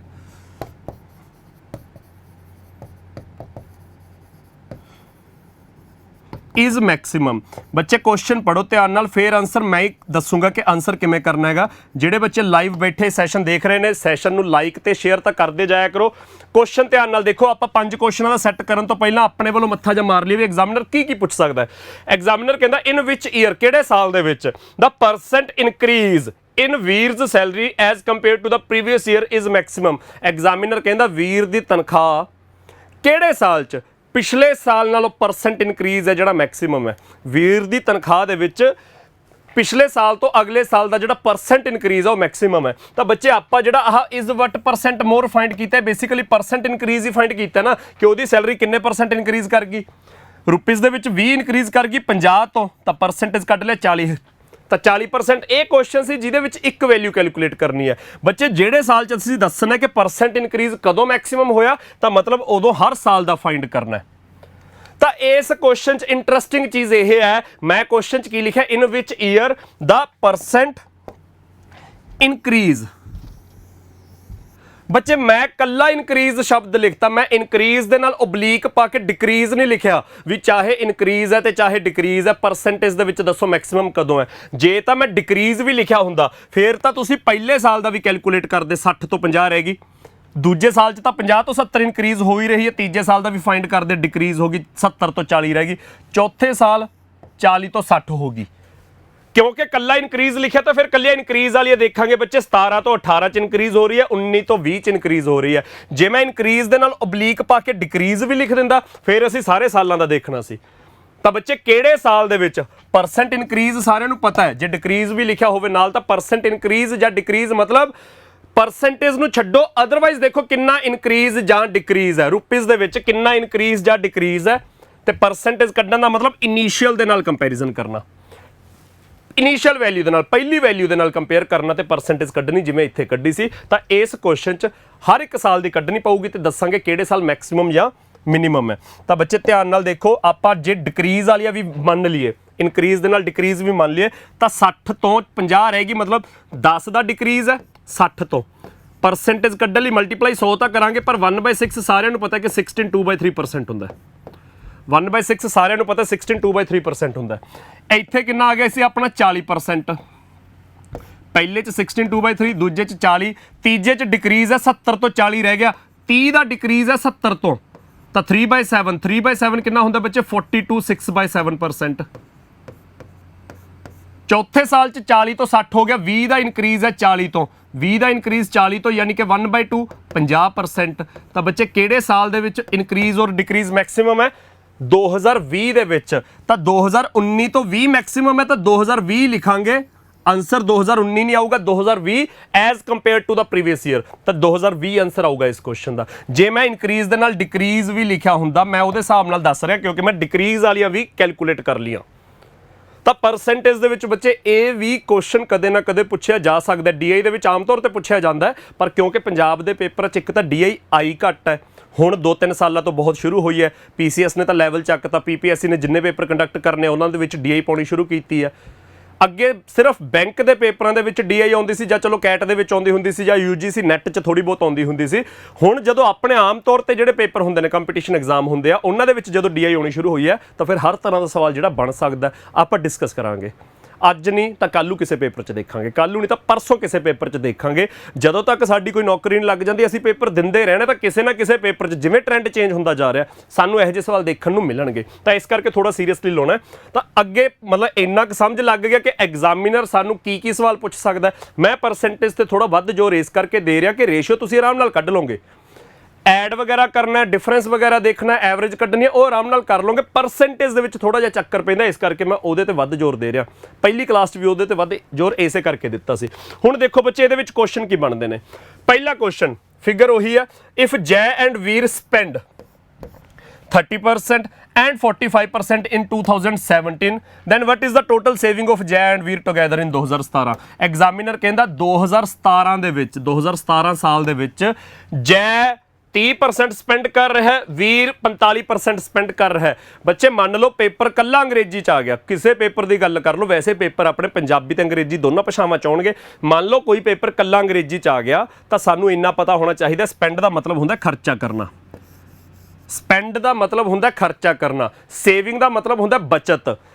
ਇਨਕਮ ਜਿਹੜੀ ਆਪਣੀ ਤਨਖਾਹ ਹੁੰਦੀ ਹੈ ਜਾਂ ਕਮਾਈ ਹੁੰਦੀ ਹੈ, ਇਨਕਮ ਕਿੱਥੋਂ ਬਣਦੀ ਹੁੰਦੀ ਹੈ? ਇਨਕਮ ਦੇ ਵਿੱਚ ਆ ਮੇਰੀ ਇਨਕਮ ਹੈ, ਇਹਦੇ ਵਿੱਚੋਂ ਕੁਛ ਮੈਂ ਸਪੈਂਡ ਕਰਤਾ, ਇਹ ਮੇਰਾ ਖਰਚਾ ਹੋ ਗਿਆ, ਪਲੱਸ ਬਾਕੀ ਮੈਂ ਸੇਵ ਕਰ ਲਿਆ, ਇਹ ਮੇਰੀ ਬਚਤ ਹੋ ਗਈ। ਤਾਂ ਇਹਨਾਂ ਦੋਨਾਂ ਨੂੰ ਜੋੜ ਕੇ ਮੇਰੀ ਕੁੱਲ ਇਨਕਮ ਬਣੂਗੀ। ਐਗਜ਼ਾਮੀਨਰ ਨੇ ਕੁੱਲ ਇਨਕਮ ਦਿੱਤੀ ਹੋਈ ਹੈ। ਐਗਜ਼ਾਮੀਨਰ ਕਹਿੰਦਾ 2017 ਦੇ ਵਿੱਚ ਜੈ 30% ਖਰਚਾ ਕਰਦਾ ਹੈ, ਤਾਂ 2017 ਦੇ ਵਿੱਚ ਜੈ ਦੀ ਜਿੰਨੀ ਵੀ ਤਨਖਾਹ ਹੈ 45,000, ਉਹ ਚੋਂ 30% ਖਰਚਾ ਕੀਤਾ ਤੇ ਵੀਰ 45% ਖਰਚਾ ਕਰਦਾ ਹੈ। ਤਾਂ ਵਟ ਇਜ਼ ਦਾ ਟੋਟਲ ਸੇਵਿੰਗਸ? ਆਪਾਂ ਦੋਨਾਂ ਦੀਆਂ ਸੇਵਿੰਗਸ ਦੱਸਣੀਆਂ ਨੇ। ਤਾਂ ਬੱਚੇ ਧਿਆਨ ਨਾਲ ਦੇਖੋ, ਉਹ 30% ਖਰਚਾ ਕਰਦਾ ਹੈ, ਜੈ 45% ਖਰਚਾ ਕਰਦਾ ਹੈ। ਇਹਦਾ ਮਤਲਬ ਟੋਟਲ ਇਨਕਮ ਤਾਂ ਪਰਸੈਂਟੇਜ ਦੇ ਵਿੱਚ 100% ਲਈ ਜਾਊਗੀ। ਟੋਟਲ ਇਨਕਮ ਰੁਪੀਸ 'ਚ ਜਿੰਨੀ ਮਰਜ਼ੀ ਹੈ, ਪਰਸੈਂਟੇਜ 'ਚ 100% ਲਈ ਜਾਊਗੀ। ਆਪਾਂ ਦੋਨਾਂ ਦੀਆਂ ਸੇਵਿੰਗਸ ਦੱਸਣੀਆਂ ਨੇ, ਜੈ ਦੀ ਵੀ ਸੇਵਿੰਗ ਦੱਸਣੀ ਹੈ ਪਲੱਸ ਵੀਰ ਦੀ ਵੀ ਸੇਵਿੰਗ ਦੱਸਣੀ ਹੈ। ਤਾਂ ਜੈ ਦੀ ਸੇਵਿੰਗ ਜੇ ਉਹ 30% ਖਰਚਾ ਕਰਦਾ ਤਾਂ 70% ਸੇਵਿੰਗ ਆ ਉਹਦੀ, ਤਾਂ 70% ਕੱਢ ਲਓ ਜੀ। 70% ਦੀ ਫ੍ਰੈਕਸ਼ਨ 7/10 ਹੁੰਦੀ ਹੈ। ਕਾਹਦਾ 70% ਕੱਢਣਾ? ਉਹਦੀ ਕੁੱਲ ਇਨਕਮ ਦਾ, 45,000 ਦਾ। ਤਾਂ 45,000 ਦੇ ਲਈ ਮੈਂ ਕੇ ਲਾ ਦਿੰਦਾ, ਹਲੇ 1000 ਦੇ ਲਈ ਬੱਚੇ ਮੈਂ ਕੇ ਲਾਤਾ, ਪਲੱਸ ਵੀਰ ਨੇ 45% ਖਰਚਾ ਕੀਤਾ ਤਾਂ ਬੱਚੇ ਬਾਕੀ ਦਾ 55% ਉਹਦੀ ਸੇਵਿੰਗ ਹੈ। 55% ਦੀ ਫ੍ਰੈਕਸ਼ਨ ਕੀ ਹੁੰਦੀ ਹੈ? 11/20। 55% ਦੀ ਫ੍ਰੈਕਸ਼ਨ ਹੁੰਦੀ ਹੈ 11/20। ਕਾਹਦਾ 11/20? 50 ਦਾ। 50,000 ਦੇ ਲਈ ਮੈਂ 50K ਲਿਖ ਦਿੰਦਾ, 1000 ਦੀ ਥਾਂ ਤੇ ਮੈਂ ਜ਼ੀਰੋ ਨਹੀਂ ਪਾਈਆਂ, K ਲਿਖਤਾ। ਤਾਂ ਬੱਚੇ 45 ਗੁਣਾ 7 ਹੁੰਦਾ 200, 315। 45 ਗੁਣਾ 7 ਹੁੰਦਾ 315, ਥੱਲੇ 10 ਹੈ ਤਾਂ 31.5, ਇਹ ਆ ਗਿਆ 31.5। 1000 ਤਾਂ ਲੱਗੇ ਹੀ ਹੋਇਆ ਬੱਚੇ ਨਾਲ, ਇਹ ਆ ਗਿਆ ਜ਼ੀਰੋ ਨਾਲ ਜ਼ੀਰੋ ਕੱਟੀ ਗਈ, 55/2 27.5, ਇਹ ਆ ਗਿਆ 27.5। ਤਾਂ ਕੁੱਲ ਸੇਵਿੰਗ ਕਿੰਨੀ ਹੋ ਗਈ ਇਹਨਾਂ ਦੀ? 3 ਤੋਂ 5 6 59। K ਹੈ ਤਾਂ 1000। ਤਾਂ ਇਹਦਾ ਆਨਸਰ ਕਿੰਨਾ ਆ ਗਿਆ ਤੁਹਾਡਾ? 31,500 ਇਹਦੀ ਹੈ, 27,500 ਇਹਦੀ ਹੈ, 31 ਤੇ 27 58, 5,500 ਉੱਤੇ ਹੈ 1000, ਉਹ ਬਣ ਗਿਆ 58 ਤੇ 1 59,000, 59,000 ਬੱਚੇ ਤੁਹਾਡਾ ਡੀ ਆਪਸ਼ਨ। ਸਮਝ ਆ ਗਿਆ ਜੀ? ਸਪੈਂਡ ਦਾ ਮਤਲਬ ਹੁੰਦਾ ਖਰਚਾ ਕਰਨਾ, ਆਪਾਂ ਸੇਵਿੰਗ ਫਾਈਂਡ ਕਰਨੀ ਹੈ ਮਤਲਬ ਬਚਤ ਫਾਈਂਡ ਕਰਨੀ ਹੈ। ਤਾਂ ਕੁੱਲ ਇਨਕਮ ਆਪਣੇ ਆਪ 'ਚ 100% ਹੈ, ਉਹਦੇ ਵਿੱਚੋਂ ਜੇ 30% ਖਰਚਾ ਕੀਤਾ ਤਾਂ 70% ਬਚਾਇਆ, ਉਹਦੇ ਵਿੱਚੋਂ ਦੂਜਾ ਬੰਦਾ 45% ਖਰਚਾ ਕਰ ਰਿਹਾ ਤਾਂ 55% ਬਚਾ ਰਿਹਾ। ਸਾਨੂੰ ਇਹਨਾਂ ਦੀਆਂ ਫ੍ਰੈਕਸ਼ਨਾਂ ਪਤਾ ਨੇ, ਤਾਂ ਟੋਟਲ ਦੇ ਉੱਤੇ ਇਹਦਾ 70% ਲਾਦਾ, ਉਹਦਾ 55% ਲਾਤਾ, ਕੁੱਲ ਸੇਵਿੰਗ ਨਿਕਲੀ। ਇਹ ਬੱਚੇ ਆਪਣਾ ਕੁਐਸਚਨ ਸੀਗਾ। ਅਗਲੇ ਕੁਐਸਚਨ ਦੇਖੋ ਇਹਨਾਂ ਦੇ ਵਿੱਚੋਂ। ਅਗਲਾ question, jazz total salary in year 2016, 19 and 20। ਕਹਿੰਦੇ ਜੈ ਦੀ ਇਹਨਾਂ 3 ਸਾਲਾਂ ਦੀ ਸੈਲਰੀ ਟੁਗੈਦਰ ਇਜ਼ ਵਟ ਪਰਸੈਂਟ ਮੋਰ ਔਰ ਲੈਸ। ਜਿਹੜੀ ਆਪਾਂ ਗੱਲ ਡਿਸਕਸ ਕਰਕੇ ਆਏ ਬੱਚੇ, ਉਹਦੇ ਤੇ ਕੁਐਸਚਨ ਬਣ ਗਿਆ। ਕਹਿੰਦੇ ਜੈ ਦੀ ਇਹਨਾਂ 3 ਸਾਲਾਂ ਦੀ ਜਿਹੜੀ ਇਨਕਮ ਹੈ ਇਜ਼ ਵਟ ਪਰਸੈਂਟ ਮੋਰ ਔਰ ਲੈਸ ਦੈਨ ਵੀਰ ਦੀ ਸੈਲਰੀ ਇਹਨਾਂ 3 ਸਾਲਾਂ ਦੀ। ਤਾਂ ਜੈ ਦੀ ਇਹਨਾਂ 3 ਸਾਲਾਂ ਦੀ ਸੈਲਰੀ ਕਿੰਨੀ ਹੈ ਬੱਚੇ? 2016, 19, 20, 16, 19, 20। ਜੈ ਦੀ ਕਿੰਨੀ ਹੈ? 40 ਤੇ 60, 100 ਤੇ 80, 180। ਜੈ ਦੀ 180 ਬਣੀ। ਵੀਰ ਦੀ ਕਿੰਨੀ ਹੈ ਬੱਚੇ ਇਹਨਾਂ 3 ਸਾਲਾਂ ਦੀ? 2016, 19, 20, 60 ਤੇ 40, 100 ਤੇ 60, 160। ਵੀਰ ਦੀ ਬਣੀ 160। ਤਾਂ ਐਗਜ਼ਾਮੀਨਰ ਬੱਚੇ ਆਪਾਂ ਨੂੰ ਕੀ ਪੁੱਛ ਰਿਹਾ ਹੈ? ਐਗਜ਼ਾਮੀਨਰ ਪੁੱਛ ਰਿਹਾ ਹੈ ਜੈ ਦੀ ਇਹਨਾਂ 3 ਸਾਲਾਂ ਦੀ ਸੈਲਰੀ 180। 180 ਇਜ਼ ਵਟ ਪਰਸੈਂਟ ਮੋਰ ਔਰ ਲੈਸ ਦੈਨ 160। ਤਾਂ ਐਗਜ਼ਾਮੀਨਰ ਬੇਸਿਕਲੀ ਇਹੀ ਪੁੱਛ ਰਿਹਾ ਨਾ ਕਿ 180 ਜਿਹੜਾ ਨੰਬਰ ਹੈ ਇਜ਼ ਵਟ ਪਰਸੈਂਟ ਮੋਰ ਔਰ ਲੈਸ ਦੈਨ 160 ਜਿਹੜਾ ਨੰਬਰ ਹੈ। ਤਾਂ ਯਾਰ ਤੁਸੀਂ ਭੁੱਲ ਜੋ ਵੀ ਇਹ ਸੈਲਰੀ ਦੀ ਗੱਲ ਹੋ ਰਹੀ ਹੈ, ਕਾਹਦੀ ਗੱਲ ਹੋ ਰਹੀ ਹੈ? ਨੰਬਰ ਦੀ ਗੱਲ ਹੋ ਰਹੀ ਹੈ ਕਿ 180 ਇਜ਼ ਵਟ ਪਰਸੈਂਟ ਮੋਰ ਔਰ ਲੈਸ ਦੈਨ 160। ਤਾਂ ਪਰਸੈਂਟੇਜ ਵੀ ਛੱਡੋ, ਮੈਂ ਕਿਹਾ ਸੀ ਜਦੋਂ ਪਰਸੈਂਟੇਜ ਕੈਲਕੂਲੇਟ ਕਰਨੀ ਹੋਵੇ 2 ਘੜੀ ਪਰਸੈਂਟੇਜ ਨੂੰ ਵੀ ਗੋਲੀ ਮਾਰੋ। ਪਰਸੈਂਟੇਜ ਛੱਡੋ, ਵੈਸੇ ਦੱਸੋ 180 ਇਜ਼ ਕਿੰਨਾ ਮੋਰ ਔਰ ਲੈਸ ਦੈਨ 160? ਤਾਂ 20 ਮੋਰ ਹੈ। पर क्योंकि आप परसेंटेज कैलकुलेट करनी है तो परसेंटेज कैलकुलेट करने ਲਈ हमेशा कंपैरिजन करांगे किहदे नाल कंपैरिजन करांगे ਜਿਹਦੇ ਤੋਂ ਦੇਖਿਆ ਤਾਂ 160 ਤੋਂ ਦੇਖਿਆ 160 ਤੋਂ ਦੇਖਿਆ ਨਾ 20 ਮੋਰ ਤਾਂ ਡਿਵਾਈਡ ਬਾਈ 160 ਤੇ ਪਰਸੈਂਟੇਜ ਕੱਢਣ ਲਈ ਮਲਟੀਪਲਾਈ 100 ਸਭ ਨੂੰ ਪਤਾ ਹੈ ਆਨਸਰ ਕਿੰਨਾ ਆ ਜੋ ਬੱਚੇ 20/160 ਆ ਗਿਆ 1/8 1/8 ਹੁੰਦਾ ਸਾਡਾ 12.5% ਉਹਦੇ ਲਈ ਸਾਨੂੰ 100 ਛੇੜਨ ਦੀ ਲੋੜ ਨਹੀਂ ਹੈਗੀ ਆਨਸਰ ਆ ਗਿਆ 12.5% ਤਾਂ ਬੱਚੇ ਕਲੀਅਰ ਹੈ ਸੈਕਿੰਡ ਆਪਸ਼ਨ 12% ਐਗਜ਼ਾਮੀਨਰ ਜਦੋਂ ਕਦੇ ਪਰਸੈਂਟੇਜ ਕੱਢਣ ਨੂੰ ਪੁੱਛਦਾ ਹੈ ਤਾਂ ਦੋ ਘੜੀ ਤੁਸੀਂ ਪਰਸੈਂਟੇਜ ਛੱਡੋ ਨੰਬਰ 'ਚ ਦੇਖ ਲਿਆ ਕਰੋ ਕਿੰਨਾ ਮੋਰ ਔਰ ਲੈਸ ਹੈ ਜੇ ਪਰਸੈਂਟ ਮੋਰ ਔਰ ਪਰਸੈਂਟ ਲੈਸ ਪੁੱਛੇ ਤਾਂ ਨੰਬਰ 'ਚ ਕਿੰਨਾ ਮੋਰ ਔਰ ਲੈਸ ਹੈ ਫਿਰ ਪਰਸੈਂਟੇਜ ਕੱਢਣੀ ਹੈ ਤਾਂ ਜਿਹਦੇ ਨਾਲ ਕੰਪੈਰੀਜ਼ਨ ਕਰਨਾ ਉਹ ਵੈਲਿਊ ਥੱਲੇ ਰੱਖੀ ਜਾਊਗੀ ਤੇ ਇਨਟੂ 100 ਕਰਕੇ ਪਰਸੈਂਟੇਜ ਨਿਕਲ ਜੂਗੀ ਇਨਟੂ 100 ਛੇੜੇ ਬਿਨਾ ਜੋ ਫ੍ਰੈਕਸ਼ਨ ਬਣ ਗਈ ਜੇ ਉਹਦੀ ਪਰਸੈਂਟ ਵੈਲਿਊ ਪਤਾ ਹੈ ਸਿੱਧਾ ਆਨਸਰ ਮਾਰਕ ਕਰ ਦਾਂਗੇ ਇਹ ਬੱਚੇ ਕਹਾਣੀ ਹੈ ਸਾਰੀ ਅਗਲਾ ਕੁਐਸਚਨ ਦੇਖੋ ਜੀ ਇਹਦੇ ਵਿੱਚ ਅਗਲਾ ਕੁਐਸਚਨ ਬੱਚੇ what is the difference between difference find ਕਰਨਾ ਮਤਲਬ ਮਾਈਨਸ ਕਰਨਾ ਕੁਛ ਕਾਹਦਾ difference the average income of Jai ਦੀ average income to the average income of Veer throughout 5 years ਉਹ ਕਹਿੰਦੇ 50 ਸਾਲਾਂ ਦੀ ਜੈ ਦੀ ਐਵਰੇਜ ਤੇ ਵੀਰ ਦੀ ਐਵਰੇਜ ਦਾ ਡਿਫਰੈਂਸ ਫਾਈਂਡ ਕਰਨਾ ਤਾਂ ਜੈ ਦੀ ਐਵਰੇਜ ਕੀ ਹੋਊਗੀ ਇੱਧਰ ਆਪਾਂ ਵੀਰ ਦੀ ਐਵਰੇਜ ਲਿਖ ਲਾਂਗੇ ਬੱਚੇ 5 ਸਾਲਾਂ ਦੀ ਐਵਰੇਜ ਕੱਢਣੀ ਹੈ ਤਾਂ ਐਵਰੇਜ ਕੱਢਣਾ ਸਭ ਨੂੰ ਪਤਾ ਹੈ 50 ਸਾਲਾਂ ਦੀਆਂ ਵੈਲਿਊਜ਼ ਨੂੰ ਐਡ ਕਰੋ ਡਿਵਾਈਡ ਬਾਈ 5 ਕਰ ਦਿਓ ਜੇ ਤਾਂ ਆਪਾਂ ਜੈ ਦੀ ਟੋਟਲ ਇਨਕਮ ਕੱਢਣੀ ਹੁੰਦੀ 5 ਸਾਲਾਂ ਦੀ ਫਿਰ ਤਾਂ 5 ਵੈਲਿਊਜ਼ ਐਡ ਕਰ ਦੇ ਉਹ ਟੋਟਲ ਇਨਕਮ ਆ ਗਈ ਪਰ ਜੇ ਐਵਰੇਜ ਕੱਢਣੀ ਹੈ ਤਾਂ ਟੋਟਲ ਕਰਕੇ ਡਿਵਾਈਡ ਬਾਈ 5 ਕਰ ਦਾਂਗੇ ਤਾਂ ਐਵਰੇਜ ਆ ਜਾਊਗੀ ਤਾਂ ਬੱਚੇ ਜੈ ਦਾ ਟੋਟਲ ਕਿੰਨਾ ਬਣ ਗਿਆ 45 ਛੱਡ ਦੋ ਕਿਉਂਕਿ ਇਹਦੇ ਪਿੱਛੇ 5 ਪੈਂਦਾ 40 ਤੇ 60 100 ਤੇ 60 160 ਤੇ 80 240 ਤੇ 45 ਉੱਤੇ 285 ਤਾਂ ਇਹ ਆ ਗਿਆ ਬੱਚੇ 285 ਐਵਰੇਜ ਕੱਢਣ ਲਈ ਡਿਵਾਈਡ ਬਾਈ 5 ਕਰ ਦਾਂਗੇ ਇਹ ਆ ਗਿਆ 57 ਫਿਰ ਵੀਰ ਦੇਖੋ ਵੀਰ ਚ ਕਿਸੇ ਪਿੱਛੇ 5 ਨਹੀਂ ਪੈਂਦਾ 60 ਤੇ 50 110 6 5 11 7 18 4 22 6 28 ਇਹ ਬਣ ਗਿਆ 280 ਡਿਵਾਈਡ ਬਾਈ 5 ਹੈ ਤਾਂ ਇਹ ਬਣ ਗਈ ਬੱਚੇ ਵੈਲਿਊ 56 ਕਿਉਂਕਿ ਇਹ ਥਾਊਜ਼ੈਂਡਸ ਦੇ ਵਿੱਚ ਹੈ ਤਾਂ 57K 56K ਤਾਂ ਐਵਰੇਜ ਦੇ ਵਿੱਚ ਕਿੰਨਾ ਫਰਕ ਆ ਗਿਆ 1000 ਤਾਂ ਬੱਚੇ ਐਵਰੇਜ ਦੇ ਵਿੱਚ ਕਿੰਨਾ ਡਿਫਰੈਂਸ ਹੈ ਸੈਕਿੰਡ ਆਪਸ਼ਨ 1000 ਤਾਂ ਤੁਸੀਂ ਸਿੰਪਲ ਕੀ ਕਰਨਾ ਹੈ ਦੋਨਾਂ ਪਰਸਨਸ ਦੀ 5 ਸਾਲ ਦੀ ਐਵਰੇਜ ਕੱਢਣੀ ਹੈ ਤਾਂ ਐਵਰੇਜ ਕੱਢਣ ਦਾ ਮਤਲਬ ਸਾਰਿਆਂ ਨੂੰ ਪਤਾ 5 ਸਾਲ ਦੀਆਂ ਵੈਲਿਊਜ਼ ਨੂੰ ਐਡ ਕਰਕੇ ਡਿਵਾਈਡ ਬਾਈ 5 ਕਰਨਾ ਤਾਂ ਸਾਡੀ ਬੱਚੇ ਕੈਲਕੂਲੇਸ਼ਨ ਇੰਨੀ ਕੁ ਚੰਗੀ ਹੋਣੀ ਚਾਹੀਦੀ ਹੈ ਮੈਂ ਪਹਿਲੇ ਦਿਨ ਤੋਂ ਕਹਿ ਰਿਹਾ ਜਿੱਦਣ ਦਾ ਇਹ ਬੈਚ ਇੰਟਰੋਡਿਊਸ ਕੀਤਾ ਮੈਂ ਉਦੋਂ ਦੀ ਇਹ ਗੱਲ ਕਹਿ ਰਿਹਾ ਕਿ ਯਾਰ ਸਾਡੀ ਕੈਲਕੂਲੇਸ਼ਨ ਚੰਗੀ ਹੋਵੇ ਅਸੀਂ ਅੱਧੀ ਡੀਆਈ ਉਹੀ ਕਾਬੂ 'ਚ ਕਰ ਲਾਂਗੇ ਕੈਲਕੂਲੇਸ਼ਨ ਚੰਗੀ ਹੋਵੇ ਤਾਂ ਅਸੀਂ ਜੈ ਦੀਆਂ 5 ਵੈਲਿਊਜ਼ ਨੇ ਜਿਹੜੀਆਂ ਸੌਖੀਆਂ ਐਡ ਕਰ ਲਾਂਗੇ ਤੇ ਸਾਡਾ ਕੌਨਫੀਡੈਂਸ ਬਣਿਆ ਰਹੂਗਾ ਵੀਰ ਦੀਆਂ 5 ਵੈਲਿਊਜ਼ ਸੌਖੀਆਂ ਐਡ ਕਰ ਲਾਂਗੇ ਸਾਡਾ ਕੌਨਫੀਡੈਂਸ ਬਣਿਆ ਰਹੂਗਾ ਇਹ ਤਾਂ 5 ਵੈਲਿਊਜ਼ ਐਡ ਕੀਤੀ ਐਵਰੇਜ ਕੱਢਣ ਲਈ 5 ਤੇ ਡਿਵਾਈਡ ਕਰਤਾ ਦੋਨਾਂ ਦੀ ਜੋ ਐਵਰੇਜ ਆ ਗਈ ਆਪਾਂ ਉਹਦਾ ਡਿਫਰੈਂਸ ਦੱਸਣਾ difference between the average of Jai and Veer throughout 5 years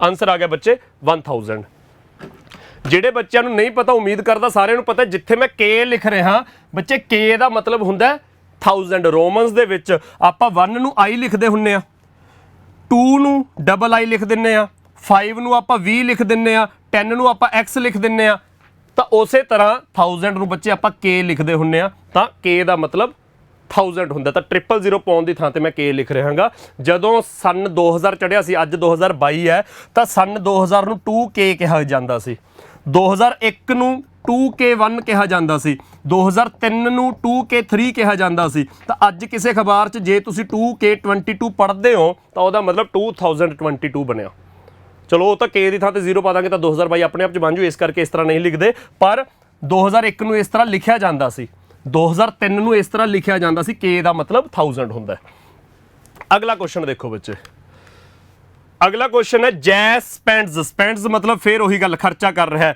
ਕਿੰਨਾ it's income in the ratio 5:3:2 ਜੈ ਆਪਣੀ ਪੂਰੀ ਇਨਕਮ ਨੂੰ ਖਰਚ ਰਿਹਾ ਹੈ 5:3:2 ਦੇ ਵਿੱਚ 2018 ਦੀ ਗੱਲ ਹੋ ਰਹੀ ਹੈ ਔਨ ਕਿੱਥੇ ਖਰਚ ਰਿਹਾ ਇਨਵੈਸਟਮੈਂਟ ਫੂਡ ਐਂਡ ਫਰਨੀਚਰ ਰਿਸਪੈਕਟਿਵਲੀ ਤਾਂ ਐਗਜ਼ਾਮੀਨਰ ਕਹਿੰਦਾ 2018 ਦੇ ਵਿੱਚ ਜੈ ਨੇ ਆਪਣੀ ਕੁੱਲ ਇਨਕਮ ਦਾ ਖਰਚਾ ਕੀਤਾ 3 ਹਿੱਸਿਆਂ 'ਚ 5:3:2 'ਚੋਂ ਰੇਸ਼ੀਓ ਹੈ ਤੇ ਉਹ ਖਰਚਾ ਕਿੱਥੇ ਕੀਤਾ 5 ਪਾਰਟ ਇਨਵੈਸਟਮੈਂਟ ਤੇ 3 ਪਾਰਟ ਫੂਡ ਤੇ 2 ਪਾਰਟ ਫਰਨੀਚਰ ਤੇ ਇਸੇ ਤਰ੍ਹਾਂ ਵੀਰ ਸਪੈਂਡਸ ਆਊਗਾ it's income in the ratio 1:2:4 ਤੇ ਵੀਰ ਨੇ ਆਪਣਾ ਖਰਚਾ ਕੀਤਾ ਉਸੇ ਸਾਲ 2018 ਦੀ ਹੀ ਗੱਲ ਹੈ ਵੀਰ ਦੀ ਉਹਨੇ ਆਪਣਾ ਖਰਚਾ ਕੀਤਾ 1:2:4 ਤੇ 4 ਦੀ ਰੇਸ਼ੋ ਦੇ ਵਿੱਚ ਕਾਹਦੇ ਤੇ ਫੂਡ ਫਰਨੀਚਰ ਐਂਡ ਇਨਵੈਸਟਮੈਂਟ ਤੇ ਰਿਸਪੈਕਟਿਵਲੀ ਐਗਜ਼ਾਮੀਨਰ ਕਹਿੰਦਾ find the money spend on furniture examiner ਕਹਿੰਦਾ ਫਰਨੀਚਰ ਦੇ ਉੱਤੇ ਕਿੰਨਾ ਖਰਚਾ ਕੀਤਾ ਬਾਈ ਜੈ ਐਂਡ ਵੀਰ ਟੁਗੇਦਰ, ਦੋਨਾਂ ਨੇ ਮਿਲਾ ਕੇ ਫਰਨੀਚਰ ਤੇ ਕਿੰਨਾ ਖਰਚਾ ਕੀਤਾ। ਤਾਂ ਬੱਚੇ ਜੈ ਨੇ ਖਰਚਾ ਕਿਵੇਂ ਕੀਤਾ, 2018 ਦੀ ਗੱਲ ਹੋ ਰਹੀ ਹੈ। ਜੈ ਨੇ ਖਰਚਾ ਕੀਤਾ 5:3:2 ਦੇ ਵਿੱਚ, ਕਿੱਥੇ, ਇਨਵੈਸਟਮੈਂਟ, ਫੂਡ, ਫਰਨੀਚਰ, 5:3:2 ਤੇ ਵੀਰ ਨੇ ਖਰਚਾ ਕਿਵੇਂ ਕੀਤਾ, ਵੀਰ ਨੇ ਖਰਚਾ ਕੀਤਾ 1:2:4 ਕਾਹਦੇ ਤੇ ਕੀਤਾ, ਫੂਡ, ਫਰਨੀਚਰ, ਇਨਵੈਸਟਮੈਂਟ। ਇਸ ਕੁਐਸਚਨ 'ਚ ਯਾਰ ਹੋਰ ਕੁਝ ਨਹੀਂ ਦੇਖਣ ਵਾਲਾ, ਰੇਸ਼ੋ ਤਾਂ ਚਲੋ ਦੇਖਣੀ ਹੈਗੀ ਆ, ਇਸ ਕੁਐਸਚਨ 'ਚ ਦੇਖਣ ਵਾਲੀ ਚੀਜ਼ ਇਹ ਹੈ ਕਿ ਜਿਹੜੀ ਸਾਨੂੰ ਜੈ ਦੀ ਰੇਸ਼ੋ ਦਿੱਤੀ ਹੋਈ ਹੈ, ਜਿਹੜੀ ਸਾਨੂੰ ਜੈ ਦੀ ਰੇਸ਼ੋ ਦਿੱਤੀ ਹੈ ਉਹ ਰੇਸ਼ੋ ਕਾਹਦੀ ਹੈ, ਪਹਿਲਾਂ ਇਨਵੈਸਟਮੈਂਟ ਲਿਖਿਆ, ਫਿਰ ਫੂਡ ਲਿਖਿਆ, ਤੀਜੇ ਤੇ ਫਰਨੀਚਰ ਲਿਖਿਆ। ਪਰ ਵੀਰ ਦੇ ਮਾਮਲੇ 'ਚ ਪਹਿਲਾਂ ਫੂਡ ਲਿਖਤਾ, ਫਿਰ ਫਰਨੀਚਰ ਲਿਖਤਾ, ਪਿੱਛੋਂ ਇਨਵੈਸਟਮੈਂਟ ਲਿਖੀ ਹੈ। ਤਾਂ ਉਹ ਵੈਲਿਊਜ਼ ਧਿਆਨ ਨਾਲ ਦੇਖਣੀਆਂ ਨੇ, ਕਿਉਂਕਿ ਆਪਾਂ ਫਰਨੀਚਰ ਦਾ ਟੋਟਲ ਫਾਈਂਡ ਕਰਨਾ ਦੋਹਾਂ ਜਾਣਿਆਂ ਦਾ। ਤਾਂ ਜੈ ਦੇ ਮਾਮਲੇ 'ਚ ਫਰਨੀਚਰ ਅਖੀਰਲੀ ਵੈਲਿਊ ਹੈ, ਵੀਰ ਦੇ ਮਾਮਲੇ 'ਚ ਫਰਨੀਚਰ ਵਿਚਲੀ ਵੈਲਿਊ ਹੈ, ਸੈਂਟਰ ਵਾਲੀ ਵੈਲਿਊ। ਤਾਂ ਇਹ ਧਿਆਨ ਰੱਖਣਾ ਬੱਚੇ। ਤਾਂ ਉਹਦਾ ਕੀ ਹੈ, ਫੂਡ ਪਹਿਲਾਂ, ਫਰਨੀਚਰ ਮਗਰੋਂ, ਇਨਵੈਸਟਮੈਂਟ ਅਖੀਰ ਤੇ 1:2:4। ਤਾਂ ਬੱਚੇ ਇਹ ਤਾਂ ਕੁਐਸਚਨ ਵਾਲੀਆਂ ਵੈਲਿਊਜ਼ ਹੀ ਮੈਂ ਉਤਾਰੀਆਂ ਨੇ, ਨਵਾਂ ਕੁਝ ਨਹੀਂ ਲਿਖਿਆ ਹੈਗਾ। ਐਗਜ਼ਾਮੀਨਰ ਕਹਿੰਦਾ 2018 ਦੀ ਗੱਲ ਹੈ, 2018 ਦਾ ਖਰਚਾ। ਤਾਂ 2018 ਦੇ ਵਿੱਚ ਵੀਰ ਦਾ ਟੋਟਲ ਖਰਚਾ ਕਿੰਨਾ, 60। ਵੀਰ ਦਾ ਟੋਟਲ ਖਰਚਾ 60, ਤਾਂ ਰੇਸ਼ੋ 'ਚ ਟੋਟਲ ਕਿੰਨਾ ਬਣਿਆ, 5 ਤੇ 3 8 ਤੇ 2 10। ਜੇ 10 ਦੀ ਵੈਲਿਊ, 10 ਯੂਨਿਟ ਦੀ ਵੈਲਿਊ 60 ਹੈ, ਤਾਂ ਬੱਚੇ 1 ਯੂਨਿਟ ਦੀ ਵੈਲਿਊ 6 ਆ ਗਈ। 1 ਯੂਨਿਟ ਦੀ ਵੈਲਿਊ 6, ਤਾਂ ਫਰਨੀਚਰ ਤੇ ਖਰਚਾ 2 ਯੂਨਿਟ 12, ਤਾਂ 12K ਆ ਗਿਆ ਜੀ ਜੈ ਦਾ ਖਰਚਾ। ਫਿਰ ਆਪਾਂ ਵੀਰ ਦਾ ਫਾਈਂਡ ਕਰਨਾ ਹੈ। ਵੀਰ ਦਾ 2018 ਦਾ ਟੋਟਲ ਕਿੰਨਾ, 70। ਰੇਸ਼ੋ 'ਚ ਟੋਟਲ ਕਿੰਨਾ, 4 ਤੇ 2 6 ਤੇ 1 7। ਰੇਸ਼ੋ 'ਚ ਟੋਟਲ 7 ਹੈ, 7 ਦੀ ਵੈਲਿਊ 70 ਹੈ, ਤਾਂ ਬੱਚੇ 1 ਦੀ ਵੈਲਿਊ 10 ਆ ਗਈ। ਤਾਂ ਫਰਨੀਚਰ ਦਾ ਖਰਚਾ 2 ਦੀ ਵੈਲਿਊ 20 ਆ ਜੂਗੀ, ਤਾਂ 20K ਇਹਦਾ ਖਰਚਾ। ਇਹ 1000 ਦੇ ਵਿੱਚ ਨੇ ਵੈਲਿਊਜ਼, ਤਾਂ K ਲਾਤਾ ਨਾਲ। ਤਾਂ ਫਰਨੀਚਰ ਤੇ ਦੋਹਾਂ ਦਾ ਕੁੱਲ ਖਰਚਾ ਕਿੰਨਾ ਹੋ ਗਿਆ, 12 ਤੇ 20 32K। 32K ਦਾ ਮਤਲਬ 32,000, ਸੈਕਿੰਡ ਆਪਸ਼ਨ। ਤਾਂ ਇਹ ਬੱਚੇ ਆਪਣਾ ਕੁਐਸਚਨ ਸੀਗਾ।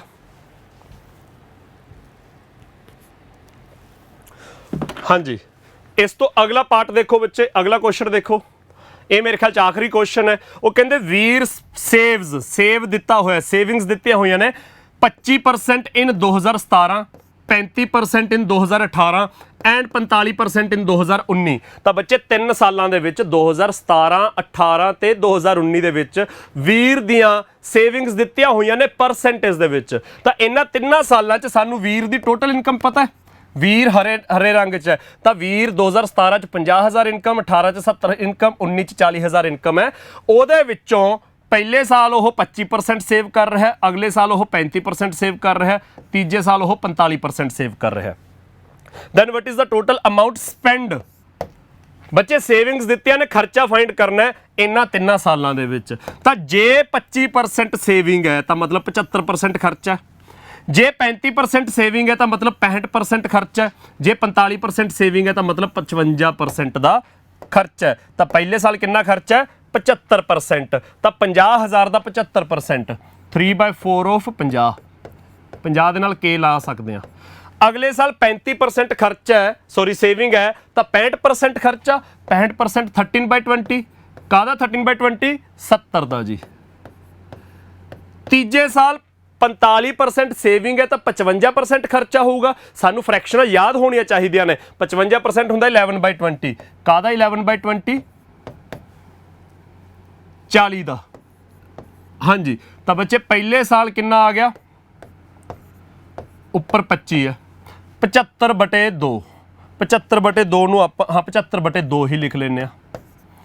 ਦੂਜੇ ਸਾਲ 0 ਨਾਲ 0 ਕੱਟੀ, 91/2। ਤੀਜੇ ਸਾਲ 0 ਸਾਰੀ ਦੀ ਸਾਰੀ 20 ਦੀ ਵੈਲਿਊ ਕੱਟੀ ਗਈ ਤਾਂ 22। ਆਹ ਵੈਲਿਊਜ਼ ਬਚ ਗਈਆਂ। ਤਾਂ ਬੱਚੇ ਪਿਛਲਾ 22 ਤਾਂ ਪੂਰਾ ਹੋਲ ਨੰਬਰ 'ਚ ਬਚ ਗਿਆ। ਜਿਹੜੀਆਂ ਮੂਰੇ 2 ਵੈਲਿਊਜ਼ ਬਚੀਆਂ ਉਹ ਦੋਨਾਂ ਦੇ ਥੱਲੇ 2 ਹੈ, ਦੋਨਾਂ ਦੇ ਥੱਲੇ 2 ਹੈ। ਤਾਂ ਐਲਸੀਐਮ ਲੈ ਕੇ 75 + 91 ਕਰ ਦਿਓ, 166 ਬਣ ਗਿਆ। 166/2 83 ਬਣ ਗਿਆ। ਬੱਚੇ ਇਹਦੀ ਵੈਲਿਊ ਕਿੰਨੀ ਆ ਗਈ, ਇਹਦੀ ਵੈਲਿਊ ਆ ਗਈ 83। 22 ਪਿੱਛੇ ਹੈਗਾ ਹੀ ਆ, ਤਾਂ ਐਡ ਕਰਕੇ ਕਿੰਨਾ ਆ ਗਿਆ, 105K। 105K ਦਾ ਮਤਲਬ 105,000। K ਦਾ ਮਤਲਬ 1000 ਹੁੰਦਾ, ਤਾਂ 105 ਦੇ ਪਿੱਛੇ 1000 ਲਾ ਦਿਓ, 105,000।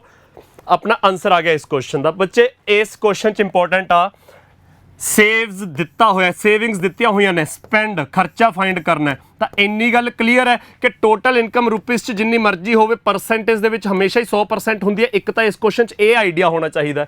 ਫਿਰ ਦੂਜਾ ਆਈਡੀਆ, ਜੇ 100% ਕੁੱਲ ਇਨਕਮ ਚੋਂ 25% ਸੇਵ ਕਰ ਲਿਆ ਤਾਂ 75% ਖਰਚਾ। ਉਹ 75% ਦੀ ਸਾਨੂੰ ਫ੍ਰੈਕਸ਼ਨ ਪਤਾ ਹੋਣੀ ਚਾਹੀਦੀ ਹੈ ਕਿ 3/4 ਹੁੰਦੀ ਹੈ। ਦੂਜੇ ਸਾਲ ਦੇ ਵਿੱਚ ਕੁੱਲ ਇਨਕਮ ਤਾਂ 100% ਹੈ, ਜੇ 35% ਸੇਵਿੰਗਸ ਹੈ ਤਾਂ 65% ਖਰਚਾ, 65% ਦੀ ਫ੍ਰੈਕਸ਼ਨ ਪਤਾ ਹੋਣੀ ਚਾਹੀਦੀ ਹੈ। ਤੀਜੇ ਸਾਲ 45% ਸੇਵਿੰਗ ਹੈ ਤਾਂ 55% ਖਰਚਾ, 55% ਦੀ ਫ੍ਰੈਕਸ਼ਨ ਪਤਾ ਹੋਣੀ ਚਾਹੀਦੀ ਹੈ। ਫਿਰ ਟੋਟਲ ਇਨਕਮ ਦਾ 55% ਕੱਢ ਲਾਂਗੇ। ਤਾਂ ਤਿੰਨਾਂ ਸਾਲਾਂ ਦਾ ਟੋਟਲ ਖਰਚਾ ਕੱਢਣ ਦੇ ਲਈ ਤਿੰਨਾਂ ਵੈਲਿਊਜ਼ ਨੂੰ ਕੈਲਕੂਲੇਟ ਕਰਕੇ ਐਡ ਕਰਨਾ। ਤਾਂ ਜਦੋਂ ਤਿੰਨਾਂ ਵੈਲਿਊਜ਼ ਨੂੰ ਕੈਲਕੂਲੇਟ ਕੀਤਾ, ਪਹਿਲੀ ਦੇ ਥੱਲੇ 2 ਆ ਗਿਆ, ਦੂਜੀ ਦੇ ਥੱਲੇ ਵੀ 2 ਆ ਗਿਆ, ਤੀਜੀ ਹੋਲ ਨੰਬਰ 'ਚ ਆ ਗਈ, ਤੀਜੀ ਹੇਠਾਂ ਸਭ ਕੁਝ ਕੱਟਿਆ ਗਿਆ, ਉੱਪਰ ਹੋਲ ਨੰਬਰ 'ਚ 22 ਆ ਗਿਆ। ਤਾਂ ਜਿਨ੍ਹਾਂ ਦੇ ਥੱਲੇ 2 ਸੀਗਾ ਉਹਨਾਂ ਦਾ ਐਲਸੀਐਮ ਥੱਲੇ 2 ਆ ਗਿਆ, ਉੱਪਰ 75 ਤੇ 91 ਜੋੜਿਆ 186 ਆਪਣਾ 166 ਬਟੇ 2 ਕੀਤਾ 83, 22 ਜੋੜਿਆ 105 ਕੇ ਦਾ ਮਤਲਬ 1000, ਤਾਂ 105000 105 000। ਤਾਂ ਇਹ ਬੱਚੇ ਆਪਣਾ ਪਹਿਲਾ ਕੁਐਸਚਨ ਸੀ ਅੱਜ ਦੀ ਕਲਾਸ ਦਾ ਬਾਰ ਗ੍ਰਾਫ ਦਾ। ਤਾਂ ਇਸ ਤੋਂ ਬਾਅਦ ਅਗਲਾ ਇੱਕ ਕੁਐਸਚਨ ਕਰਾਂਗੇ, ਫਿਰ ਤੀਜਾ ਕੁਐਸਚਨ ਆਪਣਾ ਹੋਮਵਰਕ ਹੋਊਗਾ, ਉਹ ਮੈਂ ਤੁਹਾਨੂੰ ਦੇ ਦੂੰਗਾ। ਇਹਦੇ ਨਾਲ ਅਗਲੇ ਦਿਨਾਂ ਦੇ ਵਿੱਚ, ਅੱਜ ਬੁੱਧਵਾਰ, ਵੀਰਵਾਰ, ਸ਼ੁੱਕਰਵਾਰ, ਸ਼ਨੀਵਾਰ, ਹਲੇ 3 ਦਿਨ ਹੋਰ ਕਲਾਸ ਲੱਗਣੀ ਹੈ, ਅਗਲੇ ਹਫਤੇ ਪੂਰੇ 6 ਦਿਨ ਹੋਰ ਕਲਾਸ ਲੱਗਣੀ ਹੈ। ਤਾਂ ਅਗਲੇ ਦਿਨਾਂ ਦੇ ਵਿੱਚ ਮੈਂ ਕੇਸ ਸਟੱਡੀਜ਼ ਦੇ ਕੁਐਸਚਨ ਵੀ ਲੈ ਕੇ ਆਊਂਗਾ। ਅੱਜ ਦੀ ਕਲਾਸ 'ਚ ਜਿਹੜਾ ਤੁਹਾਨੂੰ ਹੋਮਵਰਕ ਮਿਲਣਾ ਕੁਐਸਚਨ, ਉਹ ਮਿਕਸ ਚਾਰਟ ਦਾ ਕੁਐਸਚਨ ਹੈ, ਥੋੜਾ ਸਿੰਪਲ ਕੁਐਸਚਨ ਹੈ। ਮਿਕਸ ਚਾਰਟ ਦੇ ਥੋੜੇ ਜਿਹੇ ਸਿੰਪਲ ਜਿਹੜੇ ਕੁਐਸਚਨ ਹੋਣਗੇ ਉਹ ਮੈਂ ਤੁਹਾਨੂੰ ਹੋਮਵਰਕ ਦੇ ਦੂੰਗਾ, ਥੋੜੇ ਜਿਹੇ ਟਿਪੀਕਲ ਕੁਐਸਚਨ ਹੋਣਗੇ ਮੈਂ ਅਗਲੇ ਦਿਨਾਂ ਦੇ ਵਿੱਚ ਤੁਹਾਨੂੰ ਕਲਾਸ 'ਚ ਕਰਵਾਊਂਗਾ। ਤਾਂ ਮੇਰੀ ਹਮੇਸ਼ਾ ਕੋਸ਼ਿਸ਼ ਹੁੰਦੀ ਹੈ ਕਿ ਹੋਮਵਰਕ ਵਾਲਾ ਕੁਐਸਚਨ ਜ਼ਿਆਦਾ ਟਿਪੀਕਲ ਨਾ ਹੋਵੇ, ਉਹ 'ਚ ਜ਼ਿਆਦਾ ਕੈਲਕੂਲੇਸ਼ਨਸ ਨਾ ਹੋਣ। ਜਿਹੜੇ ਥੋੜੇ ਜਿਹੇ ਟਿਪੀਕਲ ਜਾਂ ਕੈਲਕੂਲੇਸ਼ਨ ਵਾਲੇ ਕੁਐਸਚਨ ਨੇ, ਥੋੜੇ ਜਿਹੇ ਟੇਢੇ ਕੁਐਸਚਨ ਨੇ, ਜਿਨ੍ਹਾਂ 'ਚ ਸਟੇਟਮੈਂਟਸ ਸਮਝਣੀਆਂ ਪੈ ਰਹੀਆਂ ਨੇ, ਫਿਗਰਸ ਦੇ ਵਿੱਚ ਜੋ ਡਾਟਾ ਦਿੱਤਾ ਹੈਗਾ ਉਹਦਾ ਐਨਾਲਿਸਿਸ ਕਰਨਾ ਪੈ ਰਿਹਾ ਹੈਗਾ, ਤਾਂ ਉਹ ਮੈਂ ਕਲਾਸ 'ਚ ਕਰਵਾਉਣਾ। ਥੋੜੇ ਜਿਹੇ ਜਿਹੜੇ ਸਿੰਪਲ ਹੁੰਦੇ ਉਹ ਮੈਂ ਤੁਹਾਨੂੰ ਹੋਮਵਰਕ ਦੇ ਦੇਣਾ ਕਿ ਤੁਹਾਡਾ ਕੌਨਫੀਡੈਂਸ ਬਣਿਆ ਰਹੇ, ਜਦੋਂ ਕੁਐਸਚਨ ਘਰੇ ਕਰਨ ਦੀ ਕੋਸ਼ਿਸ਼ ਕਰੋ ਤਾਂ ਉਹ ਹੋ ਜਾਣ। ਅਗਲਾ ਬੱਚੇ ਆਪਣਾ ਟੇਬਲ ਅੱਜ ਦਾ ਅਗਲਾ ਕੁਐਸਚਨ ਬੱਚੇ ਆਪਣਾ ਲਾਈਨ ਚਾਰਟ ਦੇ ਵਿੱਚੋਂ ਹੈ।